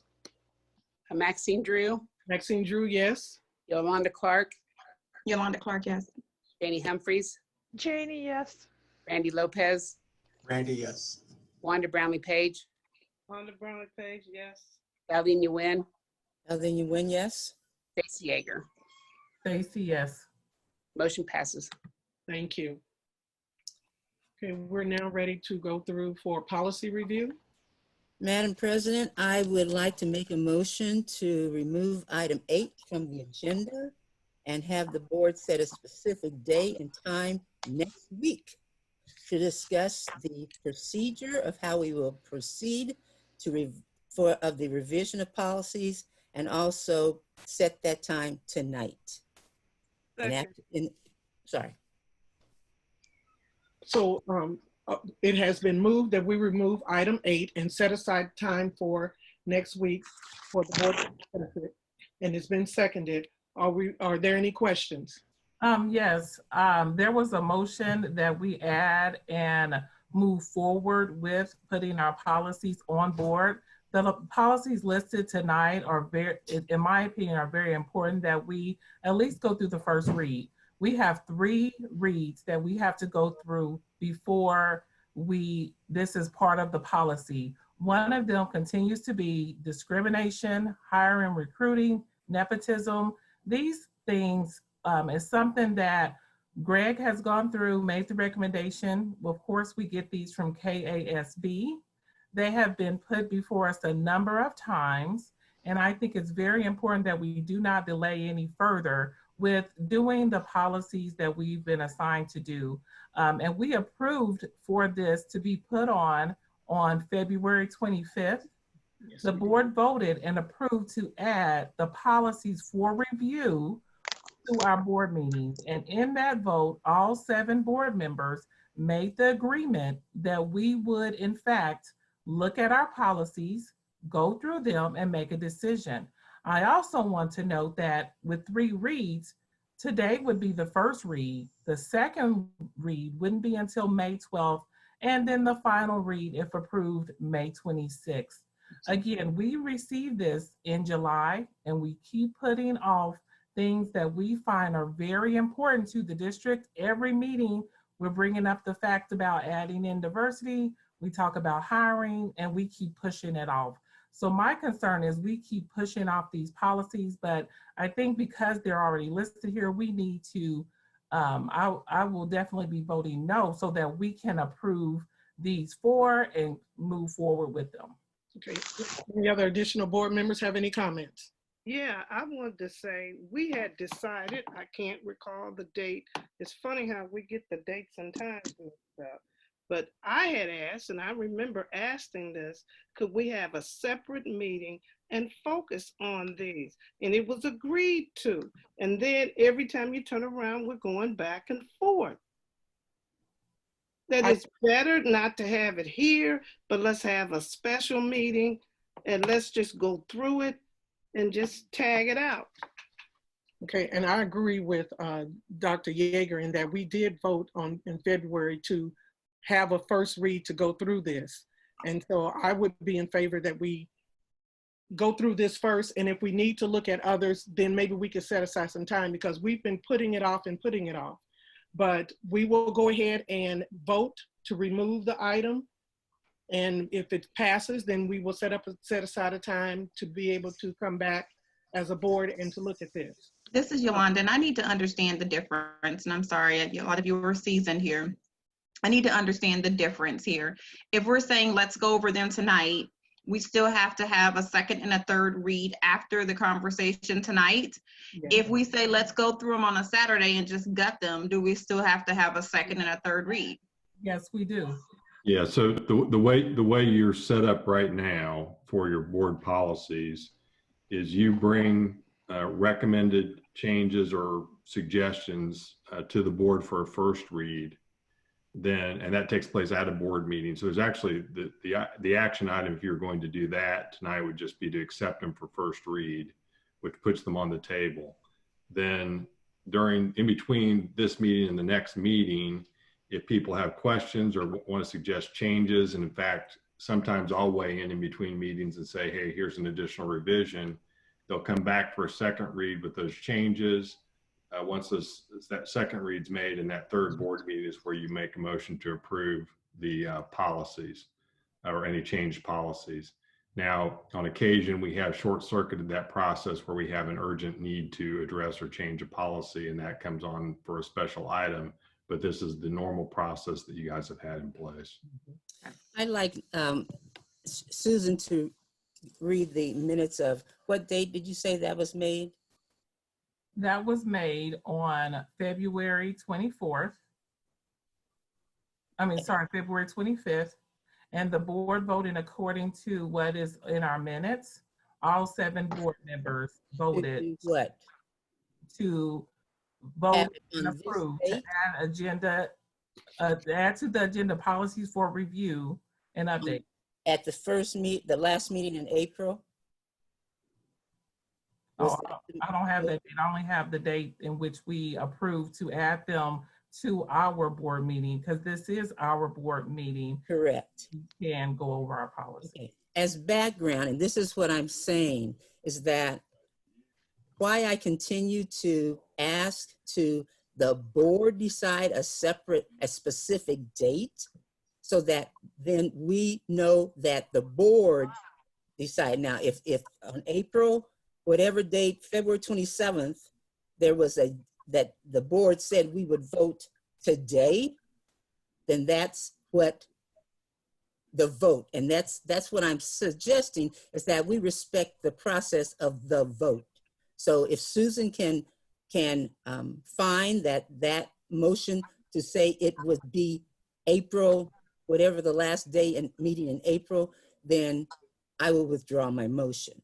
But if not, then the motion is to determine a date next week, no later than next week, that we then come prepared to offer whatever amendments or whatever to the first read. Now, if that was not the case, then your argument, just like mine, if the motion said that, then the motion said that. Right, which is why Susan prepared an outline as to recommended. And my question is, Susan, what is the motion? Let me interrupt and let's go to Susan and see if she has found the information. Thank you. Yes, The motion was that the Kansas City Board of Education add to each upcoming board meeting agenda 2 or 3 board policies to review and update. The motion was by Stacy Yeager, seconded by Randy Lopez, approved. Motion was approved, all unanimous vote, but it did not say specifically today. So therefore, again, for background for Yolanda and Randy, months ago, the older board, you weren't there. They were here. They were here in February. Okay, I'm talking about in when we moved, that the board would establish the date that when we would do the policies. That's all I'm saying here. Once again, we approved to add them, but we didn't approve to add them tonight. We've got a ton of things to do. Let's set a time next week, date certain, time certain, policies, and those we start, because there's a lot more policies we need to adjust. All right, let me interrupt you all. The motion has been made for us to remove item 8. We had discussion. Let's go ahead and go through the vote, and then we can go beyond there. Madam Chair, I'm sorry to interrupt. Just for clarification, process-wise, Greg, can you, or Madam Chair or somebody, at one point we had discussed potentially a policy committee that would discuss and look at all the policies. So I'm just curious is that something that would be helpful to have as well, to look at and review all the policies that would make this more efficient? I'm just curious, again, process-wise, right? I'll play the new card. Yeah, I mean, Randy, a couple things. I mean, the board can always adopt policy committees or other types of committees. That's at the discretion of the board to do or to not do. One of the issues you have with the board policies, and the board can look at and request any particular policy be addressed or dealt with at any particular meeting. Ordinarily there's a schedule. There's a couple different things going on here, I think. And one is sort of just the ordinary routine course of going through, looking at policies and updating those based upon recommendations we get from the Kansas Association of School Boards due to changes in the law. And I can just give you an example. So one of the policies that's on here for first read, and again, first read is not an adoption to the change of the policy. That just puts that policy on the table so that board members, faculty members, other people can weigh in on the proposed language of the policy between now and the second read, okay? And so the one policy, which is KAAB, which is on your agenda tonight, that's based on a KASB recommendation that was made last summer to revise the discrimination definition to include genetic information as a prohibited form of discrimination. And that's based upon a statutory change that took place last year on the federal level. So that's what's in the proposed change policy. The other proposed change to that policy is to include a reference to corrective action as necessary as something which would take place if somebody violates the policy. So that's the ordinary course. And usually KASB gives recommendations on policy changes in the January timeframe, and then again in the summer before, sort of around the August timeframe. And ordinarily you want policy changes to take place before the start of the school year so that changes that are made to the policy can be provided to employees of the school district when they start in the school year and they know what those changes are or not. You typically don't want to make a lot of policy changes in the middle of the school year because unless there's a legal change or a legal reason to do it, because that's disruptive to the process for how people operate in their given roles within the district. So that's how the process has gone in the past. Ultimately, the board has the right to change how they want to do or address policies and to go at it in whatever direction they want, or if they want specific policies to be reviewed or looked at to change the course of how that comes into play. But that's typically how it's been done. And also, Randy, keep in mind that Greg and his team vets through the policies before KASB recommends.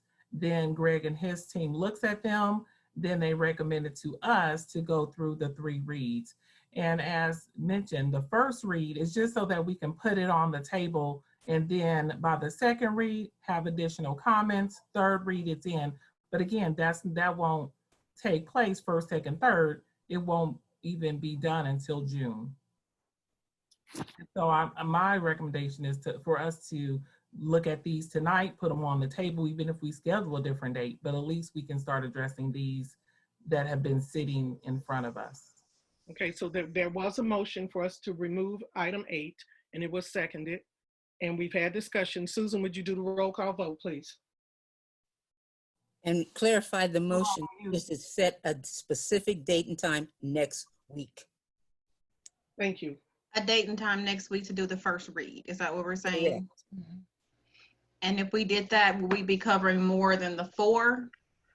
It is up to us to determine which we will cover. Are there 4? I think there are 5. 5, okay. So the motion is for us to remove item 8 and then set a date and time for us to go through the first read for next week. Susan, do roll call vote, please. Maxine Drew. Maxine Drew, no. Yolanda Clark. Yolanda Clark, no. Janie Humphreys. Janie Humphreys, yes. Randy Lopez. Randy Lopez, yes. Wanda Brownlee Page. Wanda Brownlee Page, yes. Valdina Nguyen. Valdina Nguyen, yes. Stacy Yeager. Stacy Yeager, no. Motion passes. Thank you. Okay, so we're now ready to go ahead for our executive session. We have our first one. Madam President, do you want to set a date for next week so it's clear? You have a suggestion? Again, start with Monday, and if that Monday doesn't work, you got 3 or 4 days to work with. Well, my time is flexible.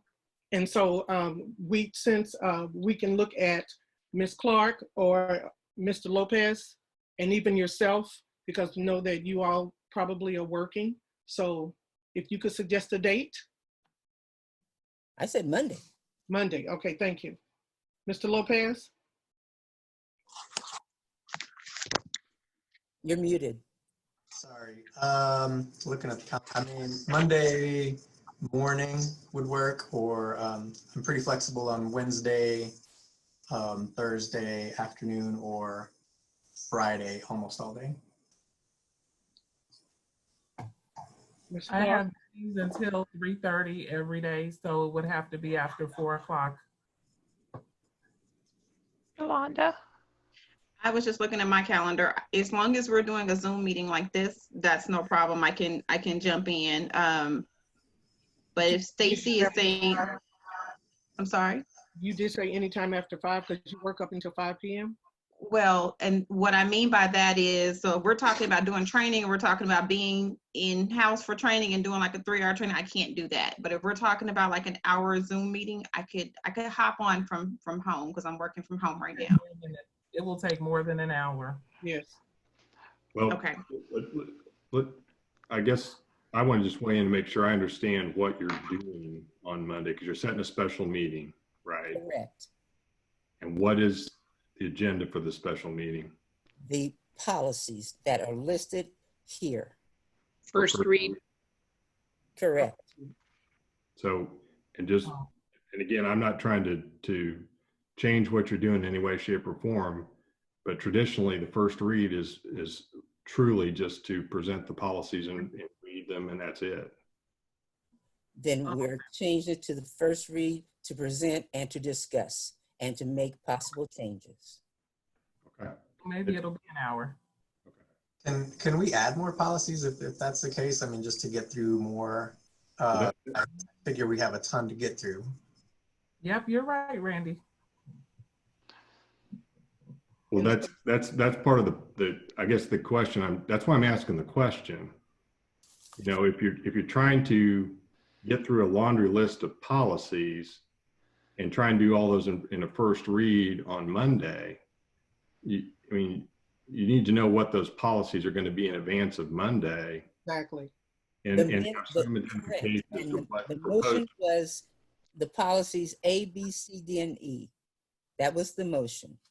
Now, if we get to there on Monday, and if Randy wants to add to the agenda, is that You legal? can't. That's the point. Okay. It's a special meeting. That's why I'm asking the question now. All right. So Once the agenda is set for a special meeting, that's all you can take up at the special meeting. So I would say, if Randy, if you know of a policy that you want to add, and Greg, correct me, this would be the place to amend the motion. I think Monday is too soon because it seems like there's a lot of confusion right now. You're muffled. People are certain. You're muffled. I think there's a lot of confusion right now, so I think Monday is too soon. I think we should push it back so that people can have the right education. The 4 people who voted to pass it later, I think it's important, again, for us to know the process.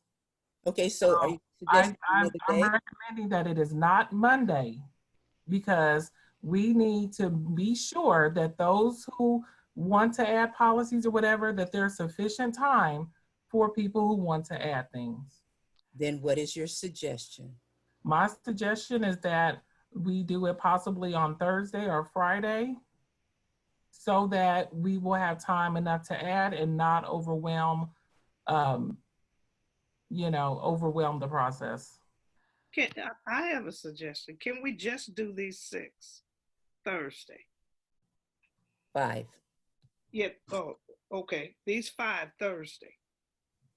And pick a time and let's go over. I don't mean to be the difficult one, but Friday afternoon, I'm not even going in. So if that helps, Thursday I am, but Friday afternoon, I'm not even working Friday afternoon. Thursday we can do like a 12 o'clock or 1. I'm good for that would completely work for me. Suggesting Friday at 12 noon?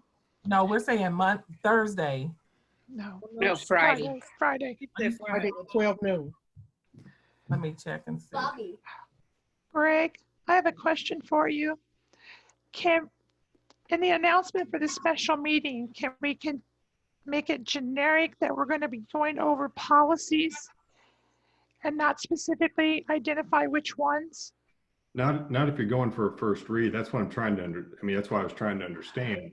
If you're wanting to notice up and talk about a first read on policies that you're going to be discussing to potentially make a change to, then you need to know what those policies are going into that meeting so that you can have a recommendation on what the current policy is and the proposed change. Okay, what if we don't count it as the first read, but we want it to be ready for the first read at our next board meeting? If we say like it's a workshop style, we're going to have a workshop to go over our policies. And then policies? And then maybe we could select 2 people to go through and say, okay, we're going to go through this set of policies this time. It's just a suggestion so that we can get over some of the. I think Rhonda's suggestion of going over the 6 on Friday would give us a start. We voted on 5. The 5, I'm sorry, recommend just going over the 5 on Thursday, and maybe we can have Susan come up with a new schedule as we work through this. Okay. But Friday at 1 o'clock, is that what you said, Maxine, or 12 o'clock? At 12 noon on Friday. Okay. Does that work for you, Stacy? I'm not the only one that works, so I can. Yes, that's fine. Okay. On Friday, then we will look at the 5 policies. And Greg, the notice will also allow us to make amendments during the first read. Well, traditionally what you do in the first read and part of why I'm being so specific about it is you allow in between the first read and the second read other people to weigh in on the policy language, not just the board. So typically what happens, so for example, like the union, in the negotiated agreement for the leave policy, using that as an example, they follow the leave policy that the board has adopted. But part of that is that if there's going to be a change proposed to the leave policy, that there's time in between for the union to weigh in and say this, we think the leave policy should stay the way it is, or we agree with the amendment, or we think there's some other proposed language. Correct. So That's typically what happens in between the first and the second, is if there's proposed changes, they're made by that second time. Correct. So that what we received that is printed right now, the words in red are the proposed changes, correct? Correct. Therefore, there are changes in this first read that is currently there. Yes. So that if then we make that therefore the system will allow us to make amendments the first read. But let's say our amendments would be in green, but still it's the first read. You have red, items in red are the proposed changes. Right. This is the first read. Therefore, if it's legitimate tonight, then it's legitimate next Monday, that when we have a first read, we can add further amendments. That then the second read, the union, anybody else can weigh in.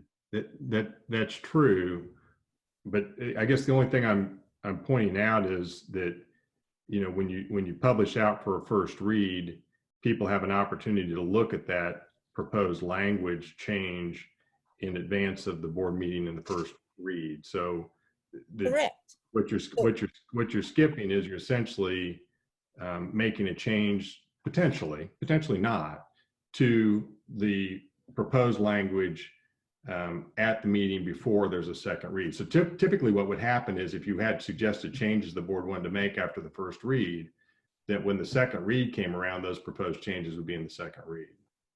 And I understand what you're saying, Greg. Listen, you don't have to make this difficult. Tonight, there is a policy that has black lettering, correct? Right.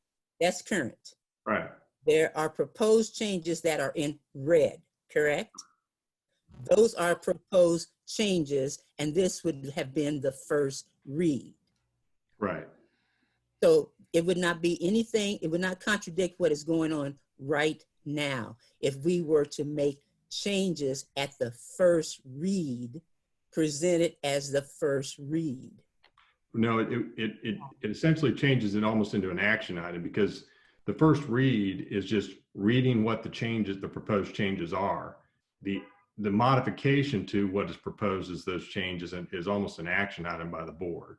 Okay, so if that's the case, the board never had an opportunity to make any changes for the first read. And they don't. That's the whole point. It comes as a recommendation as to what the proposed changes from staff would be to a policy. And then the board looks at that. That's what the read is. The read is the recommendation of staff as to what the policy is.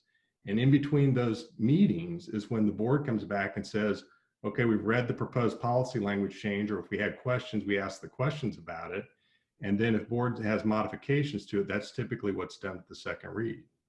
Okay, so we can introduce the modifications at the first read to put on the second read. You know, how else you could do that, yeah. Because how else does the board have any input? The board has input by giving direction or back to staff saying, this language we think should be changed differently than what was proposed at the first read. Okay, so what is the time frame? You're saying, are you saying it cannot be done at Friday at noon? What can't be done? The board's ideas of proposed changes to be included for the second read. No, you could have that done at Friday. I mean, technically, you could have your first read tonight if you wanted to read the policy. You don't read them, but they're just accepted for first read. You could have a meeting next week, make proposed changes, and have the proposed changes on the agenda for the second read at the next meeting. Okay, but we've already taken action. So I'm saying on Friday at noon, we can make changes that technically would go public, and the next meeting will be, if they can be in green, it doesn't matter, the first read. Well, you can call it whatever you want. But that's what I'm saying to you too as well. That action can take place on Friday. Legally. If you want to make changes to the proposed policies that are being presented to the board on Friday, you can do that. And I know this is a little bit semantics, but the proposed policies that are presented to the board, that's considered the first read. Okay. I mean, so let me interrupt, because what I'm hearing him say is that if we have any changes, it would go in on the second read and we can present it at that particular time. right, because the board can't take action before a board meeting. Correct. So what we're doing next week is doing the first read. And that's at a legitimate board meeting. Exactly. And so if there are any changes, from what I've heard him say, it has to come in the second read meeting. That's not the question. The question is, can it take place on Friday at noon? Can you make changes to what's in the proposed first read at the board meeting on Friday? Yes, but what you would effectively be doing is you're still having the first read with them as proposed. You'd be making modifications, and then those would be read at the second read. Okay, do it however you want to do, but legitimately we can make those changes on Friday. End of story. If we decide to do that. Well, you would need to include that as potential action item on the special agenda notice. Correct. But it will still take the same amount of time of 3 reads in order for it to be put into place. Well, unless you change your process, which is a different policy, huh? Okay. Let's move. We got it. So Friday. So do you need a motion for noon Friday? But Greg, you need to make sure you understand how it's posted so that when we get there and we have potentially someone approves, we approve a set of amendments that is legal. Yeah, I think the way you would do the special notice, and I can work with Susan to make sure I think it's what you want, it would be a special agenda to have first read of the 5 policies that were on the agenda tonight with potential modification to take place by the board at the special meeting. Thank you. And again, is the whole board in agreement on that? Yeah. I think it's important that we all understand what will be happening on Friday. Are we clear as to what we'll be doing so we can all be prepared? And correct, that is why the motion was made, so that each of the board members can look at the policies and propose language amendments. And that is legal and acceptable. Any other comments? So is Friday at 12 noon acceptable to everyone? Yes. What's the date you're talking about? May 2nd. No, May 1st. I'm sorry. No, that's this Friday. Yeah, next Friday. Oh, Friday, May 1st. Okay, gotcha. May 8th. You're talking about this week? May 8th. May 8th. Okay, gotcha. May 8th? That would be next Friday. Yeah, next week. Okay. Are you taking Yolanda next Friday or this Friday? I'm glad we clarified. I'll be fine. So we're talking about the 8th, not the 1st. Correct. Okay. Okay, thank you. So any other comments or questions relating to that? Okay, so now we're ready to go to executive session. And I need a motion for the board to recess to executive session at 7:35 for 20 minutes to discuss matters of non-elected personnel in order to protect the privacy interests of the parties involved under the Kansas Open Meetings Act. The board will go to open session and we will return.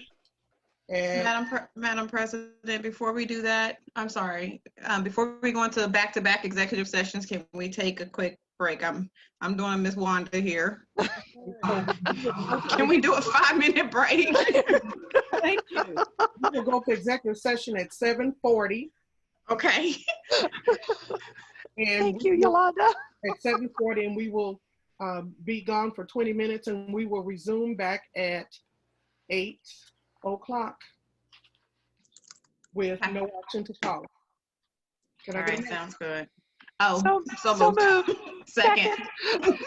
Moved and seconded, and we will go to executive session at 7:40. We'll resume back at 8 o'clock with no action to follow.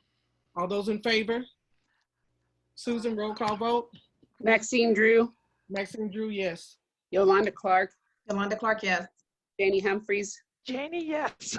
Randy Lopez, Randy, yes. Wanda Brownlee Page, Wanda Brownlee Page, yes. Valdina Nguyen, Valdina Nguyen, yes. Stacy Yeager. Stacy, yes. Motion passes. Thank you. Everyone know how to log into? Correct. Okay, thank you. Can I get a motion that we come back into our meeting, please? So moved. Second. It's been moved and seconded. All those in favor, answer by your name and saying yes or no, please. Maxine Drew, yes. Yolanda Clark, yes. Randy Lopez, yes. Stacy Yeager, yes. I need a Motion passes. Thank you. I need a motion that we extend this for 15 minutes, beginning at 9:07 and coming back within 15 minutes. 9:22, 9:23. So moved. 15, okay. It's been moved. I need a second. Second. And moved and seconded. Answer by saying yes for your vote. Maxine Drew, yes. Yolanda Clark, yes. Randy Lopez, yes. Stacy Yeager, yes. Motion passes. Thank you. Personnel in order to protect the privacy interests of the parties involved under the Kansas Open Meetings Act. The board will return to open session at 9:55. 9:55 with no action to follow. So moved. Second. It's been moved and seconded. All those in favor answer by giving your name, please. Maxine Drew, yes. Yolanda Clark, yes. Randy Lopez, yes. Stacy Yeager, yes. Thank you. Meeting or motion passes. 30 minutes.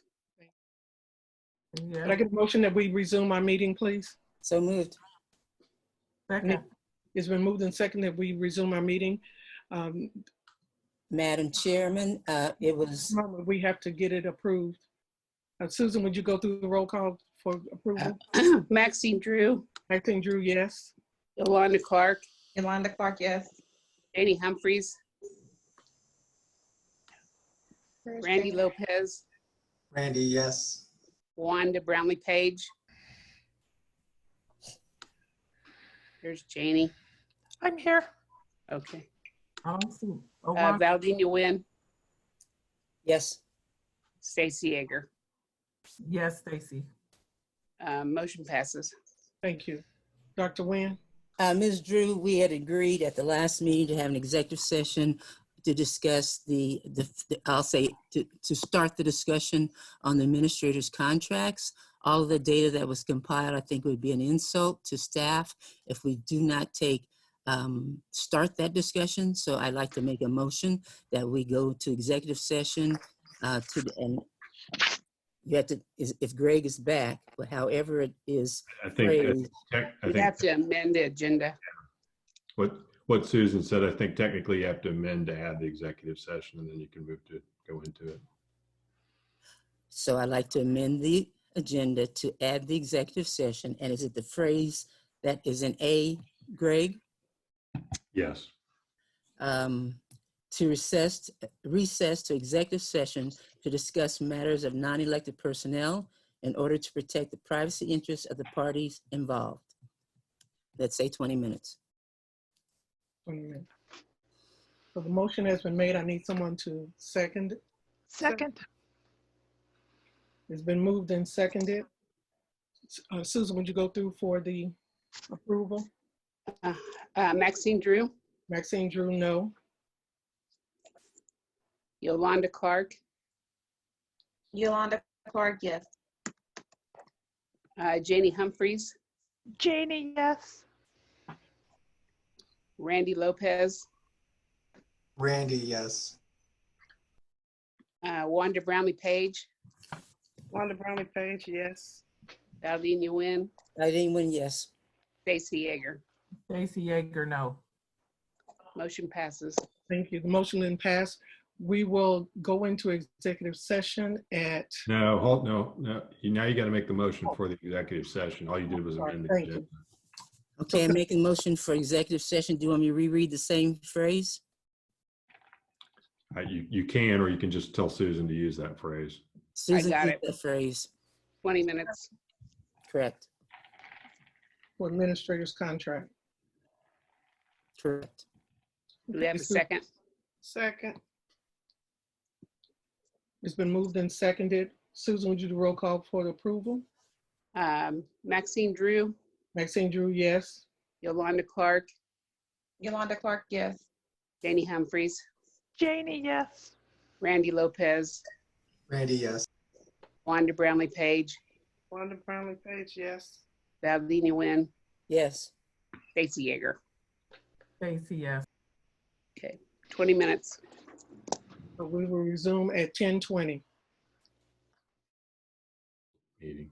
So question, the discussion on administrative contracts, is that not public record? It is public record.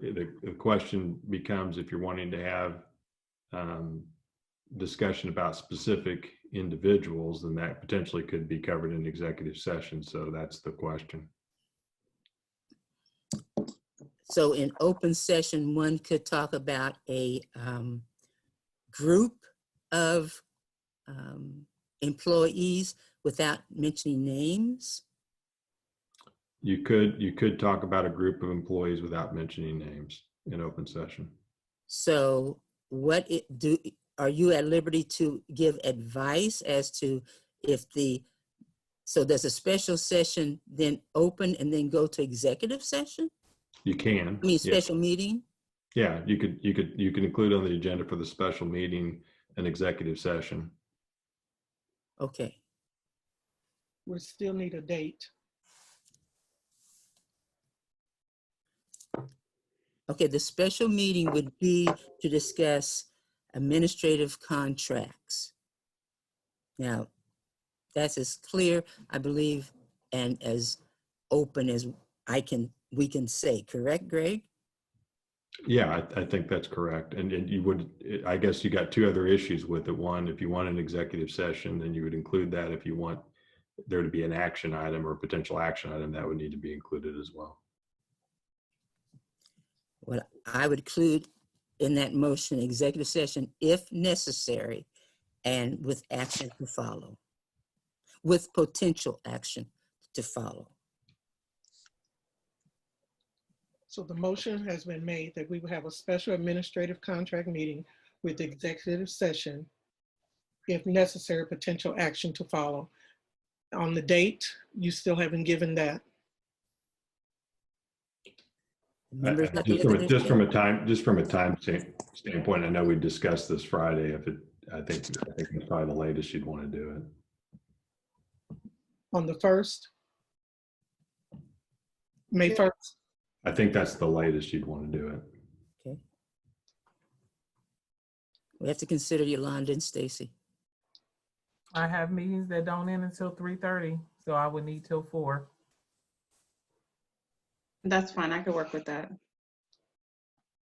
Okay, Friday, May 1st, 4 p.m.